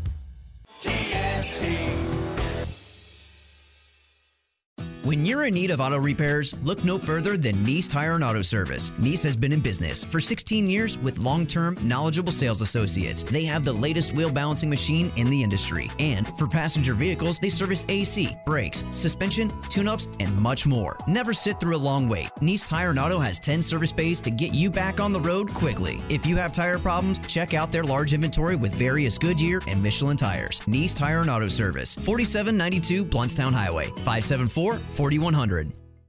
Come check out all of the new DeWalt products at Cornerstone Tool and Fastener. While you're there, check out the most powerful cordless kit on the planet, FlexFold. Cornerstone Tool and Fastener, online at ctf.nu. Woohoo! Banditos! Huh? Where? Banditos Burritos, baby. And now, Jeff and Eddie wasting time when they're supposed to be recording a commercial. What do you think about this team this weekend? Crazy, huh? Really fast. And they're good.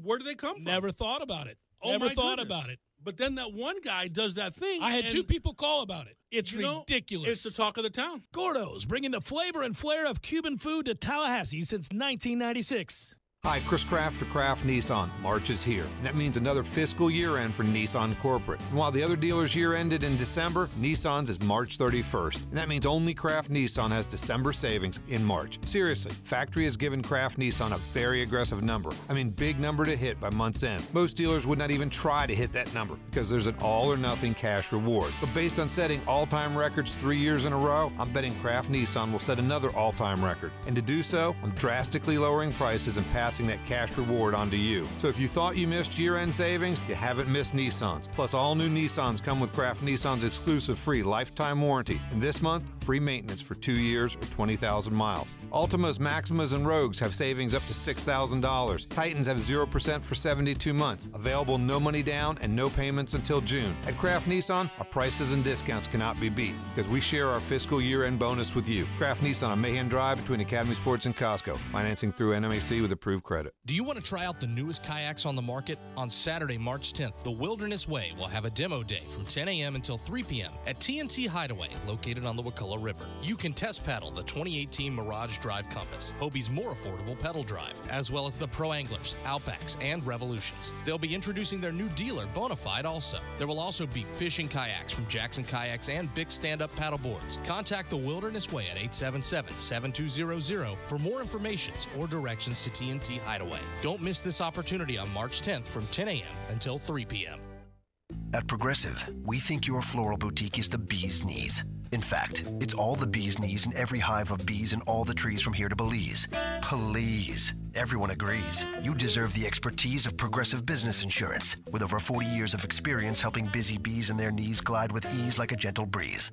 So whether you're a worker bee, a queen, or none of these, buzz over to progressivecommercial.com if you please. Faster than a bee's knees as he pollinates the leaves of 3 trees.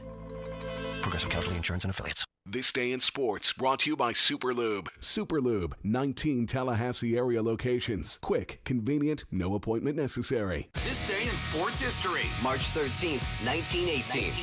The first NHL championship was held. Montreal had won the first half of the NHL split season, and Toronto had won the second half. The two teams then played a 2-game total goals series for the NHL championship. The series saw lots of fighting, but Toronto would win the series and advance to the Stanley Cup final. Live from the AmeriGas Propane Studios in the capital city of Tallahassee, this is the Jeff Cameron Show on 97.9 ESPN Radio.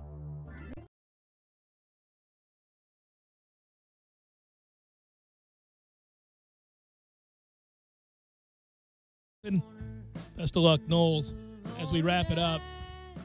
Not a lot, because I got screwed with my Tankapalooza selections that have been winning on a nightly basis. Oh, that's right. Big Daddy J, looming large, right here for your help. Go ahead, fire it up. Hey, Big Daddy, having some Red Russians tonight? We'll know in about 47 seconds. Into an open wing. It's picked up by Dowdy, an empty net. He scores. Hot damn, Big Daddy's done it again. Red Russians all around, Teddy. All right, Big Daddy. Glorious indeed, and ordinarily I can point to the easy monies that lay in wait for you on the line in a given night. But unfortunately, 2 of the automatic wins on a daily basis face one another tonight, as we don't get the opportunity to cash in on the tanking action of Dallas and New York, meaning the Knicks. Those 2 teams, the Mavericks and Knicks, face one another. And Vegas is perplexed. Oh, no. So we have to go to the NHL, where Big Daddy says, I agree with you, T. Lizzie. Let's break our rule and take the Tampa Bay Lightning tonight and give a goal and a half to the Ottawa Senators. I'd like to couple it with the over, but Big Daddy's a little shaky on that, so we'll just take the Bolts minus a goal and a half tonight to lay the wood to the Senators.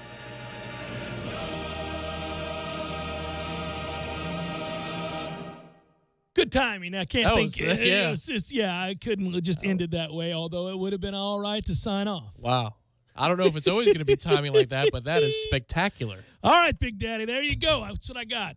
Who's Big Daddy? I'm Big Daddy. That's Why am right. I talking like that in the Who third do you person? think you are? I am. There you go. So the beauty of all that is perhaps the Red Russians flow this evening. Or not. Can't play the game and understand that there's risk involved and don't get involved. Yeah. It's the way we work.